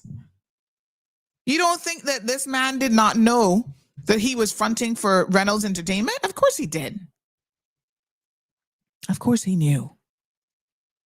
Yeah. Come on now. It's ridiculous. We have all of the email correspondence. Like I said, GJ Frost copied on everything, sent this agreement across. So you can't say that you weren't part of this just because things start to get ugly and the fan, things start to hit the fan. And then you're going to pretend like, well, no, she just used my liquor license. How does this work? So I'm like, but I said, I don't understand. You had to have been her Cayman partner. Did you take out work permits? He replied, every time you contact me, I contact my lawyer. Then he gave me the response to give to you. So you're in business and you can't answer basic questions without your lawyer. Your lawyer is giving you the response to give to me because what? You don't know what role you were playing here? Right? He says, I understand that you're doing research, but I realistically have no info on what happened. There will be a lot of speculation. How can there be speculation when you were a partner? So I say, hold on. So they would have applied for work permits. They brought in bartenders, whatever. He says, I have no knowledge of those agreements. I did the production and I have a liquor license. I provide those services. So he's trying to say that he's a vendor for Reynolds Entertainment, but on documentation, he is a partner, 50-50 at least. And by law, it should be 60-40 because he's the Caymanian here. To say there my link would be an overstatement.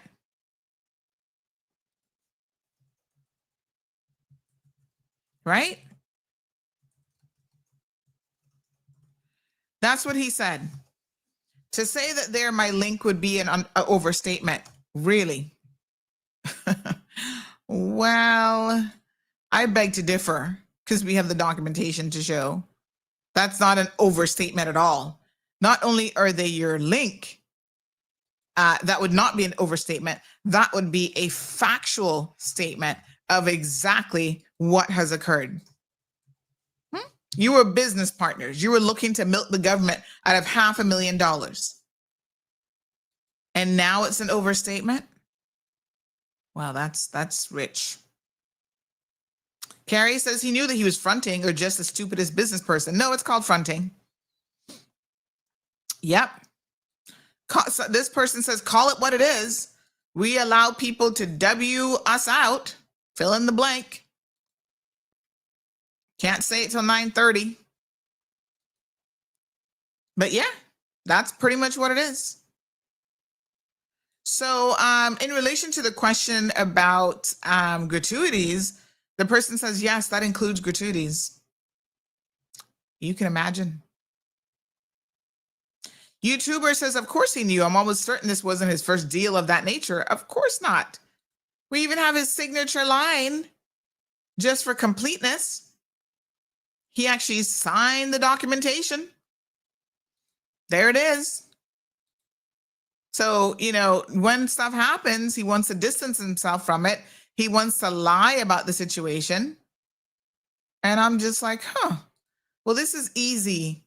This will be an easy one to get through the lies. This FOI was very, very effective.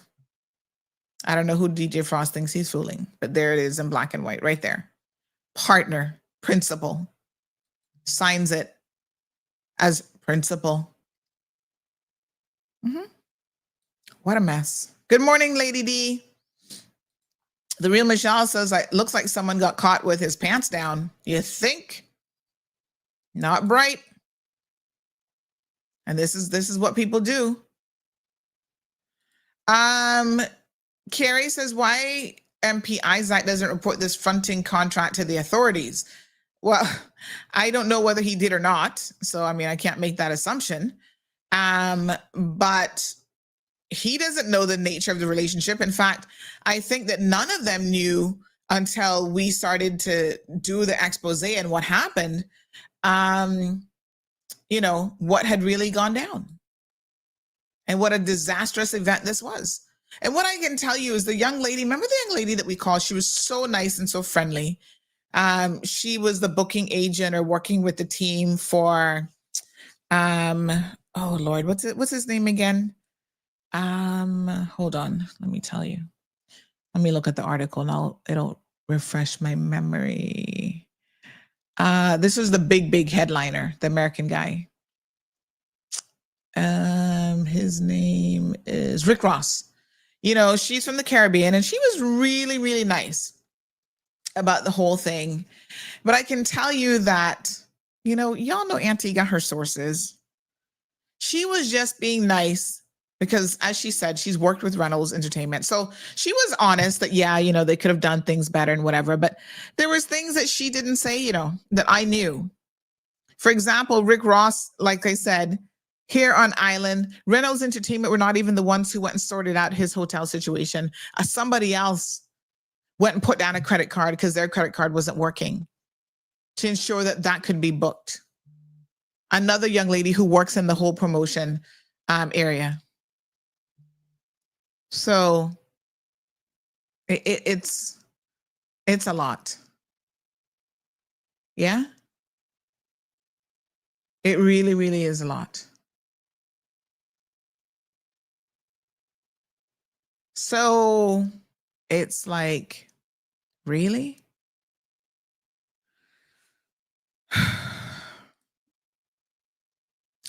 The real Michelle says, and this is why I love your show so much. Kaboom. Kaboom! Yep. This is it.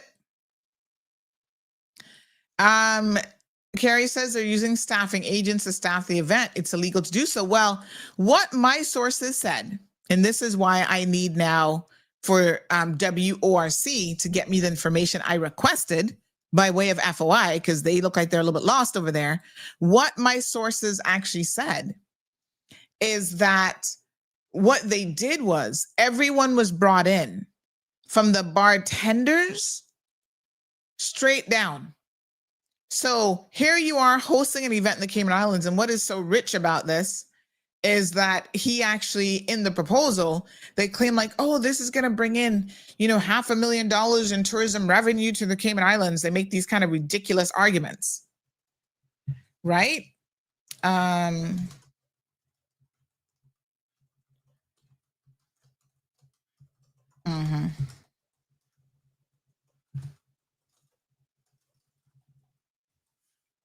So, okay, helps in finding the information.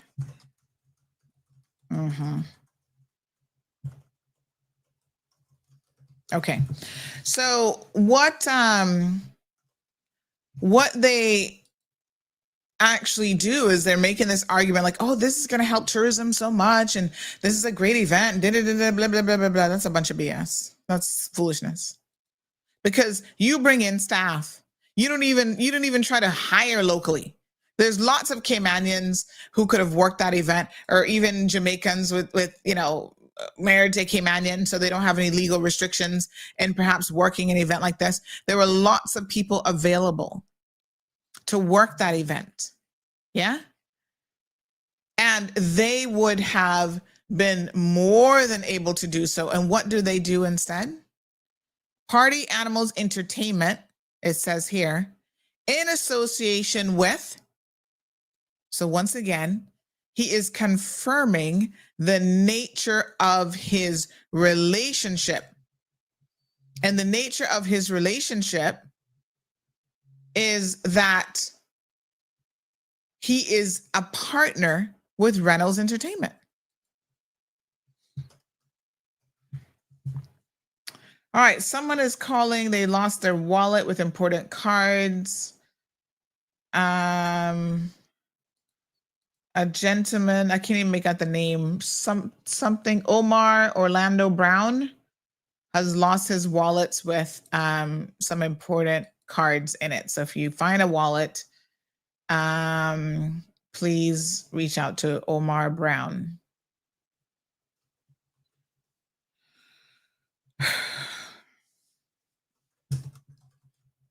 So when you have a case of fronting, right, this is obvious, who is responsible for that? Isn't that DCI? So I will send this information to DCI as well. And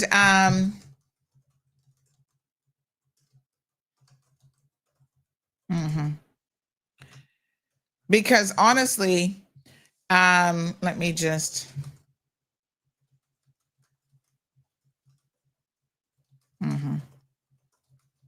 Yeah, because we need to curtail Caymanians who are in the business of doing this sort of thing. Okay. So I can't sit here and support Caymanians who are part and parcel of the problem. No, that's in what world are we going to do that? We're not. No?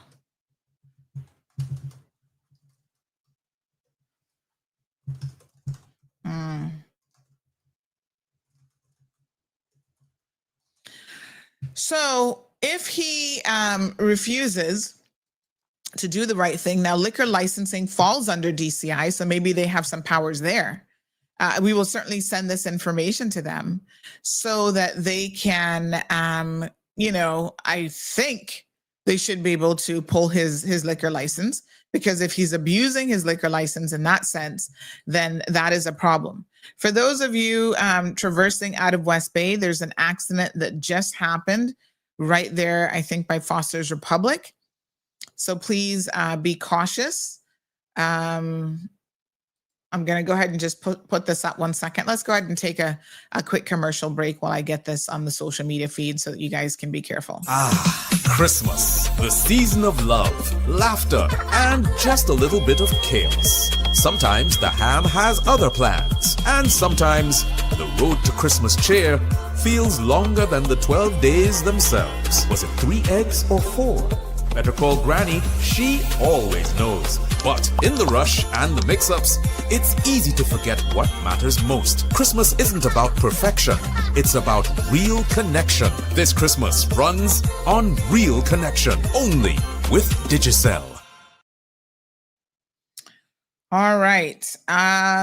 So yes, let's talk about really quickly some of the Digicel specials that are available. Folks, they have a huge promotion going on for Christmas.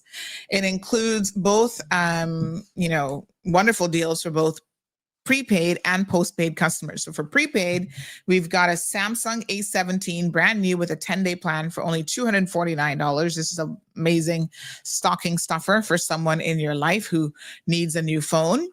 They also have where if you sign up for a postpaid plan, my apologies, go back to prepaid. You can also do the Digicel Plus, where you get fiber internet, 350 megabytes for only $76.50 per month. And if you sign up for any broadband home service, you'll get a $300 store credit for a new phone. Very good deal. And then for postpaid customers, if you sign up for a new postpaid plan, you get your first 2 months at 50% off. That's only $10.69 a month. And then you get tons of football and sports content directly to your phone or at home. Existing customers, don't worry, they got something sorted for you as well. You can get, if you've been a Digicel customer for over 2 years, a new phone. They got the new iPhone 17, for example. You can get a new handset financing for postpaid customers. That means nothing down. And you can also get a second line for just $50 a month.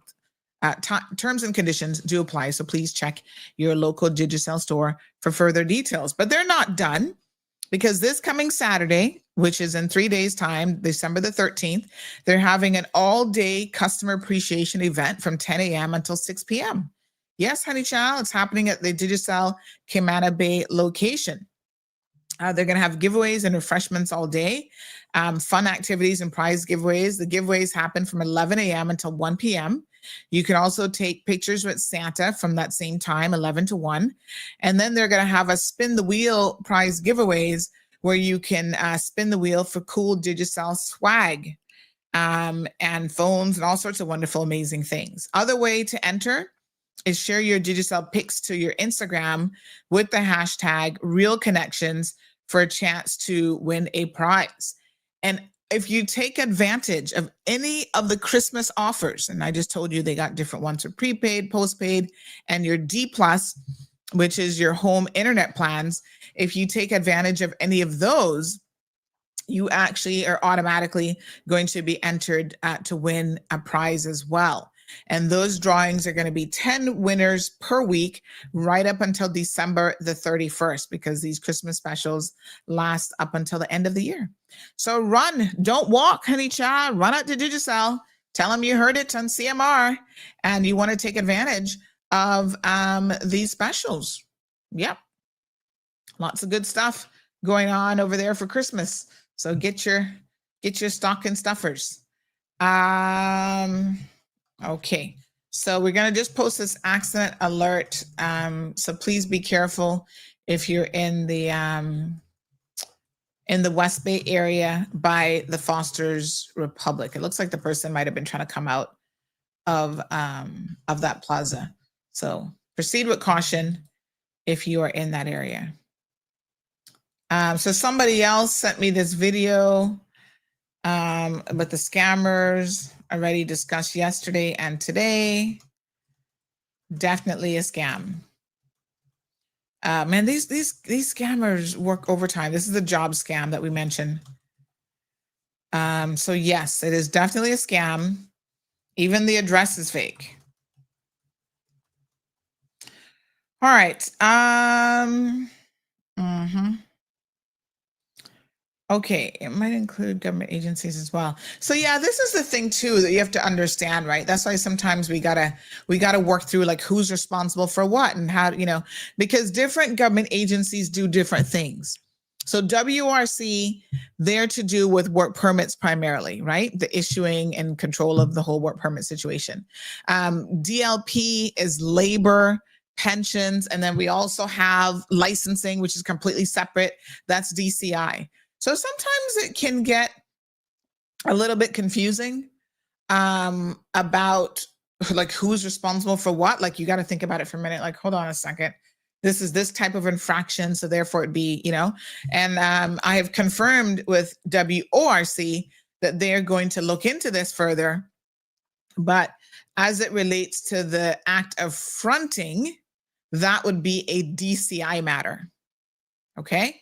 But there might be something else that they can look at from the perspective of work permits, because I've still not been able to get a sufficient answer to how these people came here, carried out this event, and how did they get, I'm presuming that they got work permits approved. How did that even happen? Shoshaka says, isn't this akin to money laundering? I don't think so. Because, money laundering is you're trying to hide the proceeds of money, criminal money. And I don't think that that's what was going on here. If we have an offense, fronting is an offense. I think that that's what we have. Real Deal says married to Caymanian is a phrase that has added trouble and multiplied disaster for Cayman. It's a mess, Real Deal and others. Carrie says frigging crooks with licenses, WTF. Morning, Lady D. Yes, we are all good. Al Ray says lick Ross. Oh my gosh. Carrie says she's waiting in her kaboom. So we'll forward this information to DCI. And encourage them to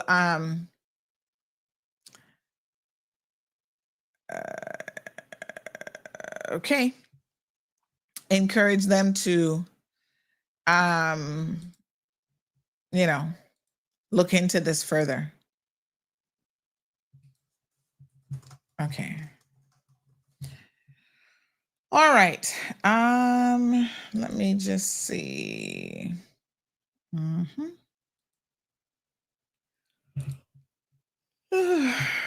Lord have mercy. All right, honey chill. Dun, dun, dun, dun, dun, dun, dun, dun, dun.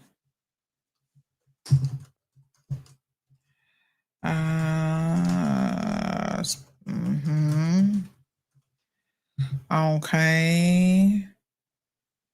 Okay.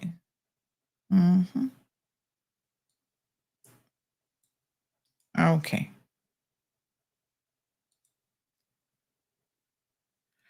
Alrighty. Let me just see. Sorry, just looking at a few other things here. So we'll forward the information to the relevant authorities because I do feel like they need to do something here. And again, that is our responsibility. Caymanians, please, by all means, know that you have a job to do.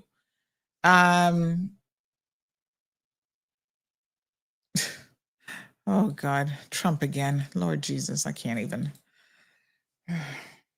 Whatever. You have a job to do. When you see wrongdoing happening, you have an obligation to report it to the respective authorities, and you should do so, regardless of whether or not this person is your friend. Listen, I'm sure DJ Frost is a nice guy to sit down and have a drink with, but if he is that stupid, and I'm not trying to insult him, but he has to be some kind of special kind of stupid if he actually thinks that he can front for an organization and claims that, he kind of does this sort of thing all the time. It's no big deal. They're just using my liquor license. And if he does not understand the downside of him doing that and how he's putting this country at risk by allowing people to come in, of course he didn't do any due diligence on these people, right? We know that. Right? And now that, people want their money back, what does he do? Oh, no. This doesn't have anything to do with me. Nope. I was doing some production work for them and allowing them to use my license. That's it. Really? But if government had signed that contract and given $500,000, you would have been collecting some of that money, wouldn't you? How was that payment going to go? Whose account was that going to be running through exactly? I'm just saying. Come on, Frost. Get with the program now. Because something just isn't adding up. All right, honey, chillin'. Let me see here now. We can cuss now, says Carrie. El Rey says, did the RCIPS weigh if there would be any foot patrols in the Semi Beach area after the recent thefts? We can ask. I mean, they got those nice, fancy beach vehicles from the DART organization. Remember the little, whatever happened to those? I never see them anywhere. Do you guys ever see them? What are they called again? Those things that DART donated to the RCIPS? The little, like, scooter things. so that they could be out and about on the beach because they're like all-terrain vehicles. How come we never see those? Where are they? Let me ask, because inquiring minds want to know what happened to the all-terrain, is that what we call them? All-terrain vehicles that the DART organization donated to the RCIPS. I've not seen them in years. Are they still in use? Okay, let's send this across to the Popo as a question. Give me 1 second here. RCIPS, and then we'll copy Mr. Walton on it. Media query. Good morning. When did they make that donation? Hold on 1 second. DART donated all-terrain vehicles to police, RCIPS. Let me see. That was back in 2015. So DART handed over a special Christmas gift to the police's special constabulary on the eve of the 2 Land Rovers that were to be used for safety. Boy, ATVs. Yeah. So whatever happened to those? Whatever happened to the Land Rovers even? And this was all part of the road safety thing back in 2015. I mean, granted, they would now be 10 years old. I don't know what the life,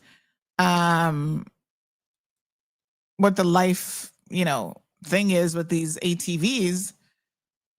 So one of the EcoChargers ATVs. So let me just hold on. Let me draft a proper email to them. Otherwise, they're going to be like, does this girl know how to write? Hold on. Whatever happened to these vehicles? Have not seen them in quite some time. Also inquire if there will be increased foot patrols, foot/beach foot patrols or whatever on the beach, on the public beach, given the recent public beaches, given the recent robberies. Okay, so we're gonna get, okay, we'll send that across to them. Thank you, El Ray, for the question.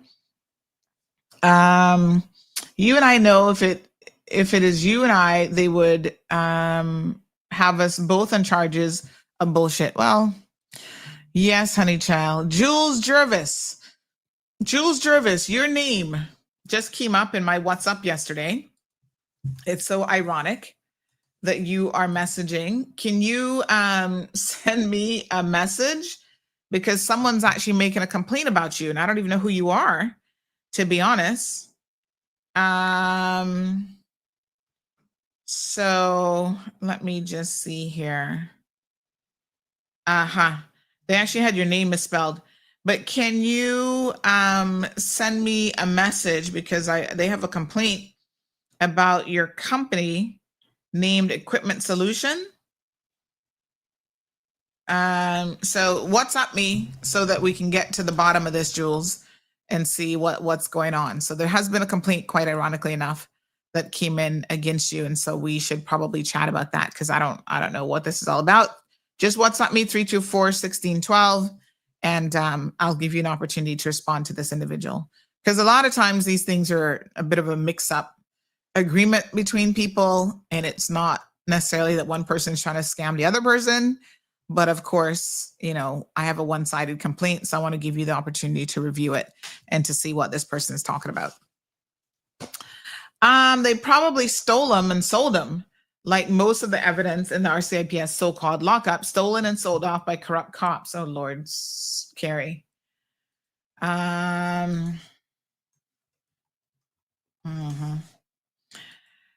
Yes, there should be covert operations on the beaches. Because they know that people are sitting there smoking ganja and doing the most. And yeah, I think that they need to step it up. Have we heard anything from this government and this Ministry of Tourism in relation to stopping these beach vendors? We did a survey, I think it was, well, definitely before the election. It might have even been last year. And pretty much 100% of those surveyed said that, that, you know, the government should stop beach vending completely. And that hasn't happened. So I'm going to check with the ministry and the Minister of Tourism to see what more we can hear about that. We need to clean up these beaches, man. It's ridiculous. So Parliament is commencing at 2 p.m. today. And let me just see. Quick message here. I was actually supposed to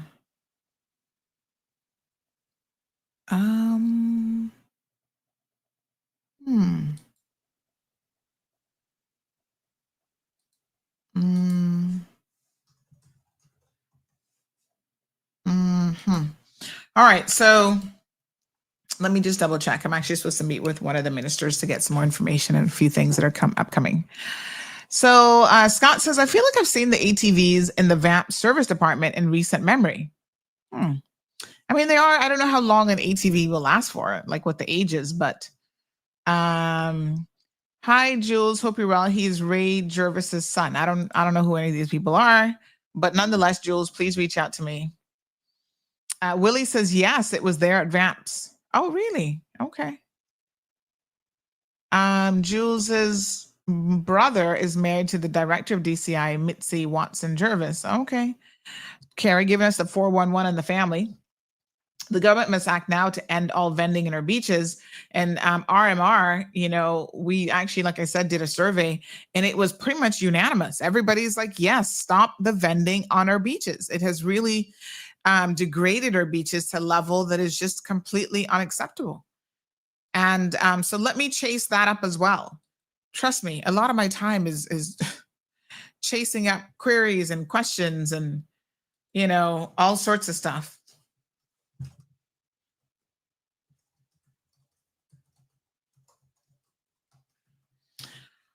Okay. Oh, today is Miss Debbie's birthday. Debbie Pennington Ebanks, are you listening this morning, honey child? Hi, Miss Debbie, 62 years old. Look at you. Like fine wine. Looking good, honey child. Tisha put up her little baby, her little snookums. She said, Jimmy's sugar dumpling, sweet sugar dumpling. She's 1 year old already. I can't believe it. These babies grow up so fast. Oh, look at her. She reminds me so much of Gigi. She's a preemie just like her, born with a full head of hair. So cute. Oh my gosh. At that age, they're just so adorable. Oh my goodness. Oh, makes me just want to squeeze their little cheeks. So somebody said, Carrie's incorrect. Jules is married to Mitzi. Carrie, get your facts straight now. Don't be giving us no misinformation and the cold hard truth. You're mixing up who's married to who? Oh, this source says, nope. Jules is actually married to Mitzi, he's not the brother-in-law. What a mess. All right. That's why to me, it don't make no difference who's married to who. I could care less. Oh, Tish, your little baby came up on my little thing. I got to give that little hug emoji. So cute. Oh my goodness. Such a little treat, little thing. All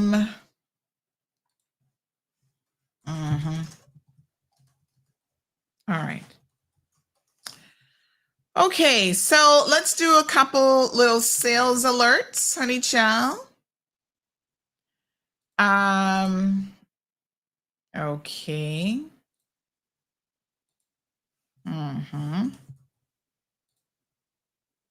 Okay. Please run it through the site we recommended to fix this issue.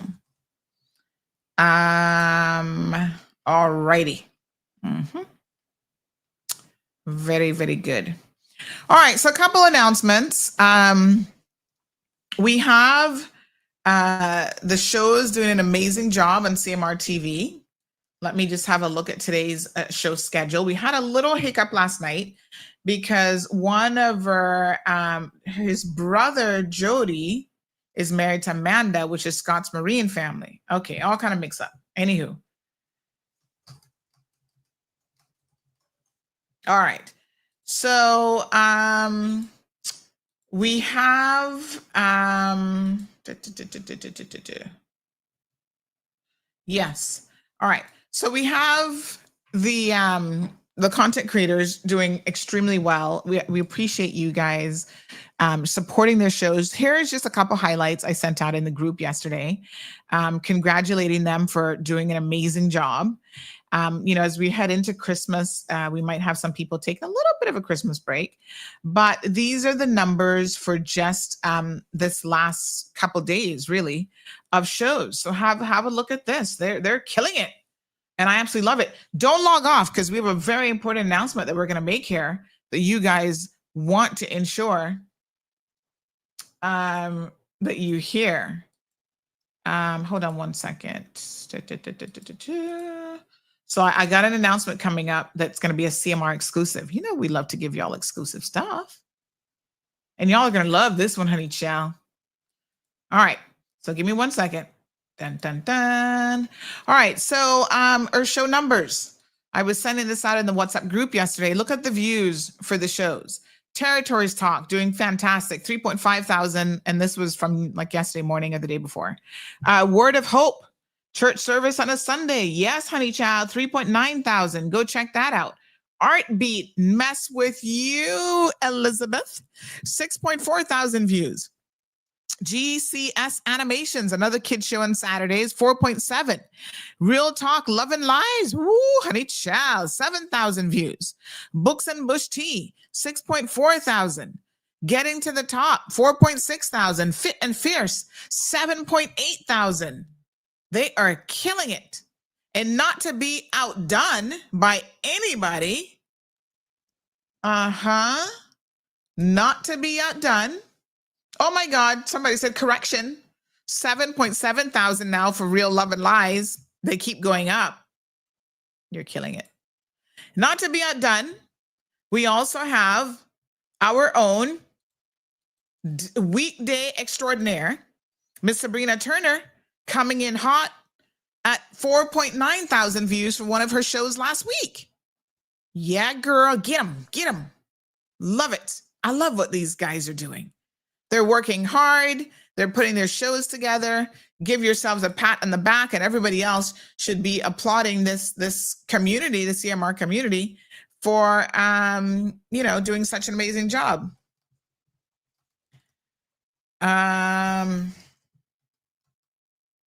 Yeah.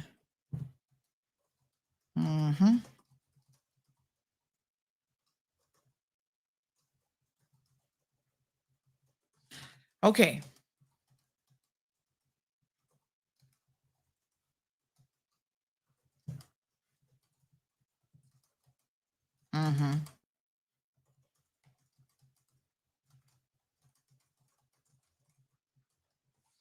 Okie dokie, Smokey. All right. Somebody says, you said 4.9. Oh, no. Did I say 4.9 thousand? No. 14.9 thousand, honey child. Round that up to 15K. Did I say 4? No. Let me try and fix that for sure. That is 14.9 thousand. That a pint right there, honey child. So super, super excited as we move ever closer to getting on radio. It's coming.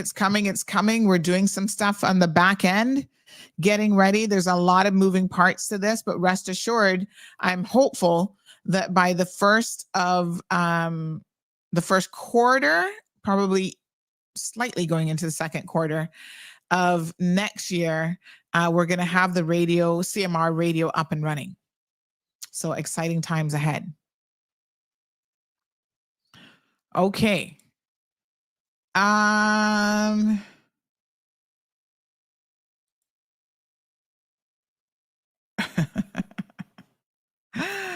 Oh, Lord, I'm having a chuckle at some of the headlines this morning.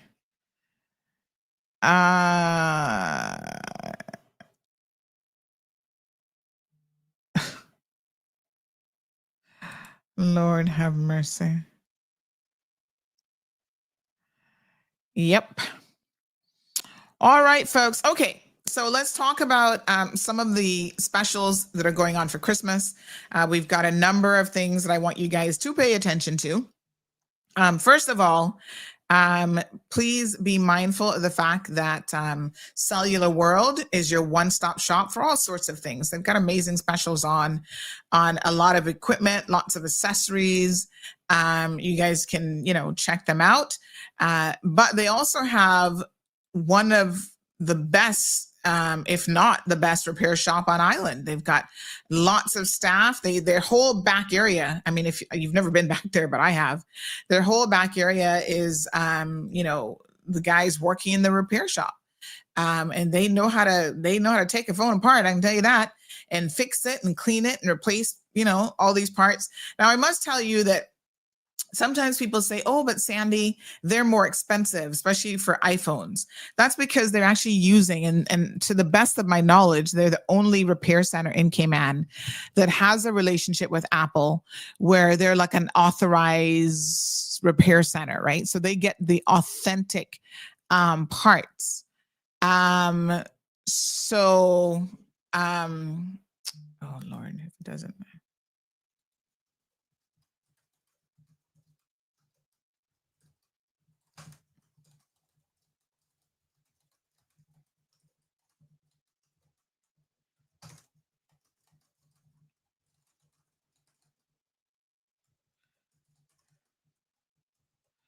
Okay, 2 more times instead of 1. All right. Let me see. All right. So yeah. So, they can repair pretty much anything. But yes, if you are replacing an iPhone screen with a proper ice cream phone from Apple, that's different than buying a, knockoff iPhone screen. Right. So from that perspective, it's different. And I think that some of the other repair shops don't necessarily tell you that they're not using authentic Apple parts. And listen, if you don't care, if you're like, well, it doesn't need to be an authentic Apple part, I don't really care. If you notify them at Cellular World, they will give you the option of buying a cheaper version of the part. But they assume that when you spend the kind of money that you do on an iPhone, that you actually want factory parts. You're not looking to replace it with El Cheapo parts, right? Because that's what holds the value, and there's an assurance that it's going to work properly and as it should. But here's a little word from a cracked phone ruin your holidays. We fix it fast. Get your phone fixed in a flash for the Christmas rush.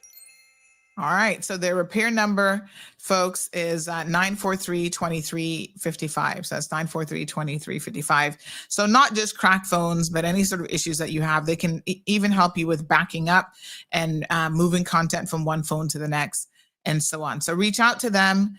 They're all ready for you for the holidays. And then right here on CMR, we're going to do our little shameless plug.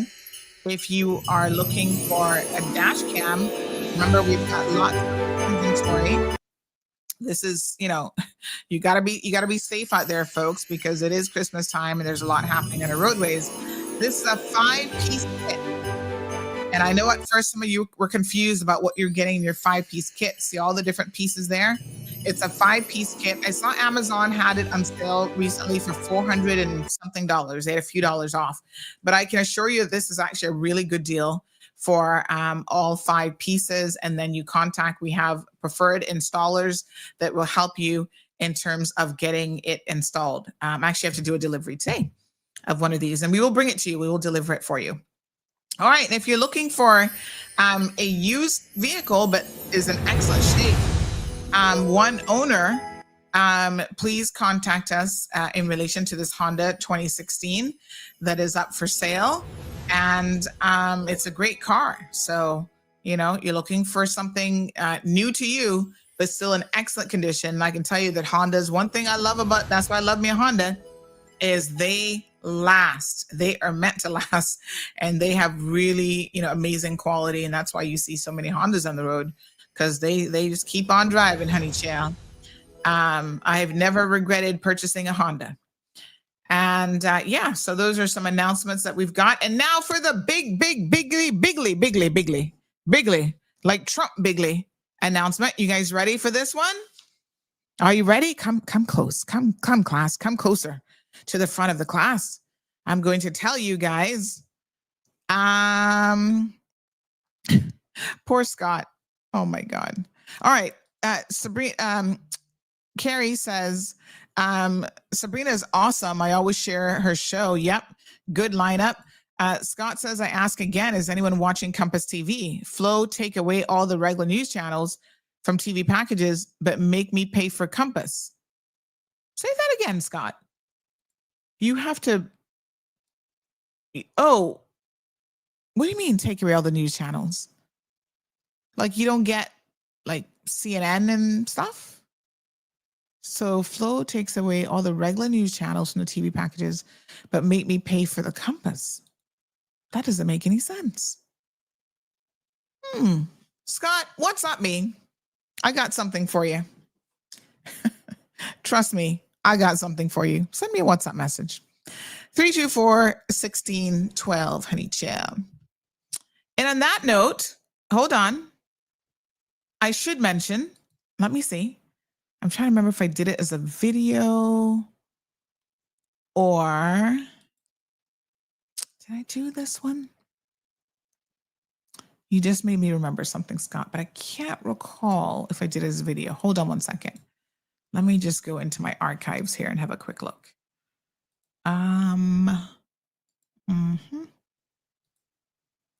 Let me see, honey child. I need to go and have a look at your assets. Oh yes, I did do this one. Okay. Yeah, this is what you need, honey child. You need to get yourself one of these boxes and you need to just message me and I'll tell you all about it. Christmas. Unwrap the ultimate entertainment experience. The classic anniversary edition. Yes. I was going to tweak this a little bit with some pricing and stuff like that. Because the box is $175. But anyway, you need to message me, honey child. This Christmas, unwrap the ultimate entertainment experience. The classic anniversary edition. Yeah, you message me. I will get you sorted out. And I told you guys I have something else that I'm doing, but I can't tell you till after Christmas because I'm actually giving some of those away as Christmas presents. And Miss Lucille, I will DM you and we will have an update next week. That's all I can say for now. Good morning, Orville. How are you? Hope you're doing well. Let me go ahead and give you guys the bigly announcement. Drum roll, please. Hold on. Let me see. Where's my drum roll button? I think I have a drum roll button. Applause, crickets.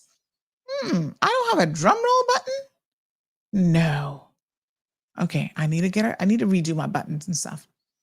I need a drum roll button. Okay, how about applause? Oh no, air horn, the air horn. Look at this. I know y'all was sitting down waiting. Look at this, look at this. $500 one-time honorarium. It's not really historic, but I did this quickly while we were on this morning. Well, they always say it's one time and then they seem to always give it to you anyway. So I don't know. $500. I can confirm this morning that you civil servants will be getting a $500 honorarium for Christmas. So congratulations. Good for you. All right, honey child. Oh, you said I want my bundle from Flo keeps getting worse and worse instead of better. Oh, I can't help you with that, Bobo. That's a whole different situation. I don't even know why you have Flo then if you have other options, but okay. Oh, that's because you bundled it. So you actually do sit down and watch it then, huh? Mm-hmm. All right. So thank you guys so much. Shaka says AI Wave needs to rethink their format. It borders in boredom on exhaustive informational, just a bit of constructive criticism to help further the topic generally. I will certainly pass that feedback on. Is it the last couple episodes? Like, did you watch all 3 episodes? I think there are 3 episodes in. Or is it really, is it the guests? 'Cause I think for the last 2 episodes, she's had the same guests on and she's like interviewing kind of AI people. But if you're finding it boring, believe me, I'm going to send that feedback through to her. So yeah, thank you for the feedback. We will pass it on to the content creators because, you know, again, they've got to be engaging and make it interesting for you guys to want to watch it.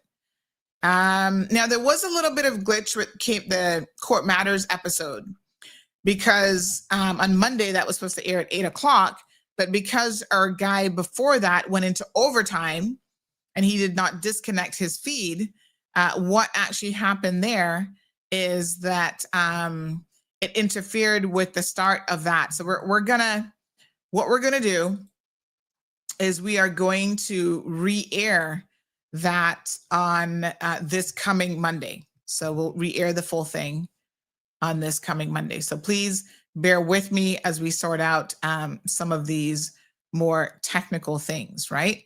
And I told him because I knew that he would be going into overtime. And so I did say to him, you know, that he needed to come off of the Facebook in particular is the issue. He needed to come off of the feed. And of course he didn't do that. And so that created an issue for the subsequent show that followed. So I told him, listen here now. Auntie's paying attention and we need certain things to be okay. We need certain things to be done a particular way. Yeah. And done correctly. So we will get that sorted out for next week. And I get that certain shows, even Sabrina, you know, like sometimes she's going into a little bit of overtime. So she can go into overtime on her own channels. That's not a problem, obviously. But if we have something coming up after her in that 7:00 hour, she's going to now come off because we're filling out the lineup. She now has to come off a little bit beforehand. So, all right, let me show you the lineup for today of today's shows. Give me 1 second. CMR TV for Wednesday. We do send this out. We post it on social media and we send it out in our WhatsApp channel as well. So I will do that as soon as I disconnect here now so that you guys can have all the details of what show is coming up. So this is a lineup for today. Okay, there we go. 4 shows. We've got the Cold Hard Truth about to end. Sabrina Speaks at 5 p.m.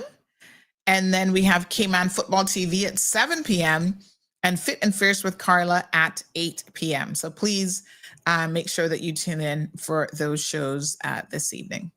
On that note, folks, I'm going to call it a day in terms of the show because I've got lots of work to do.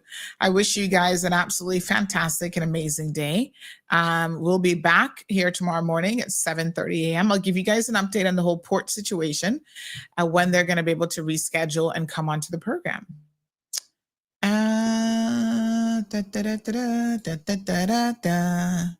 All righty. Very good.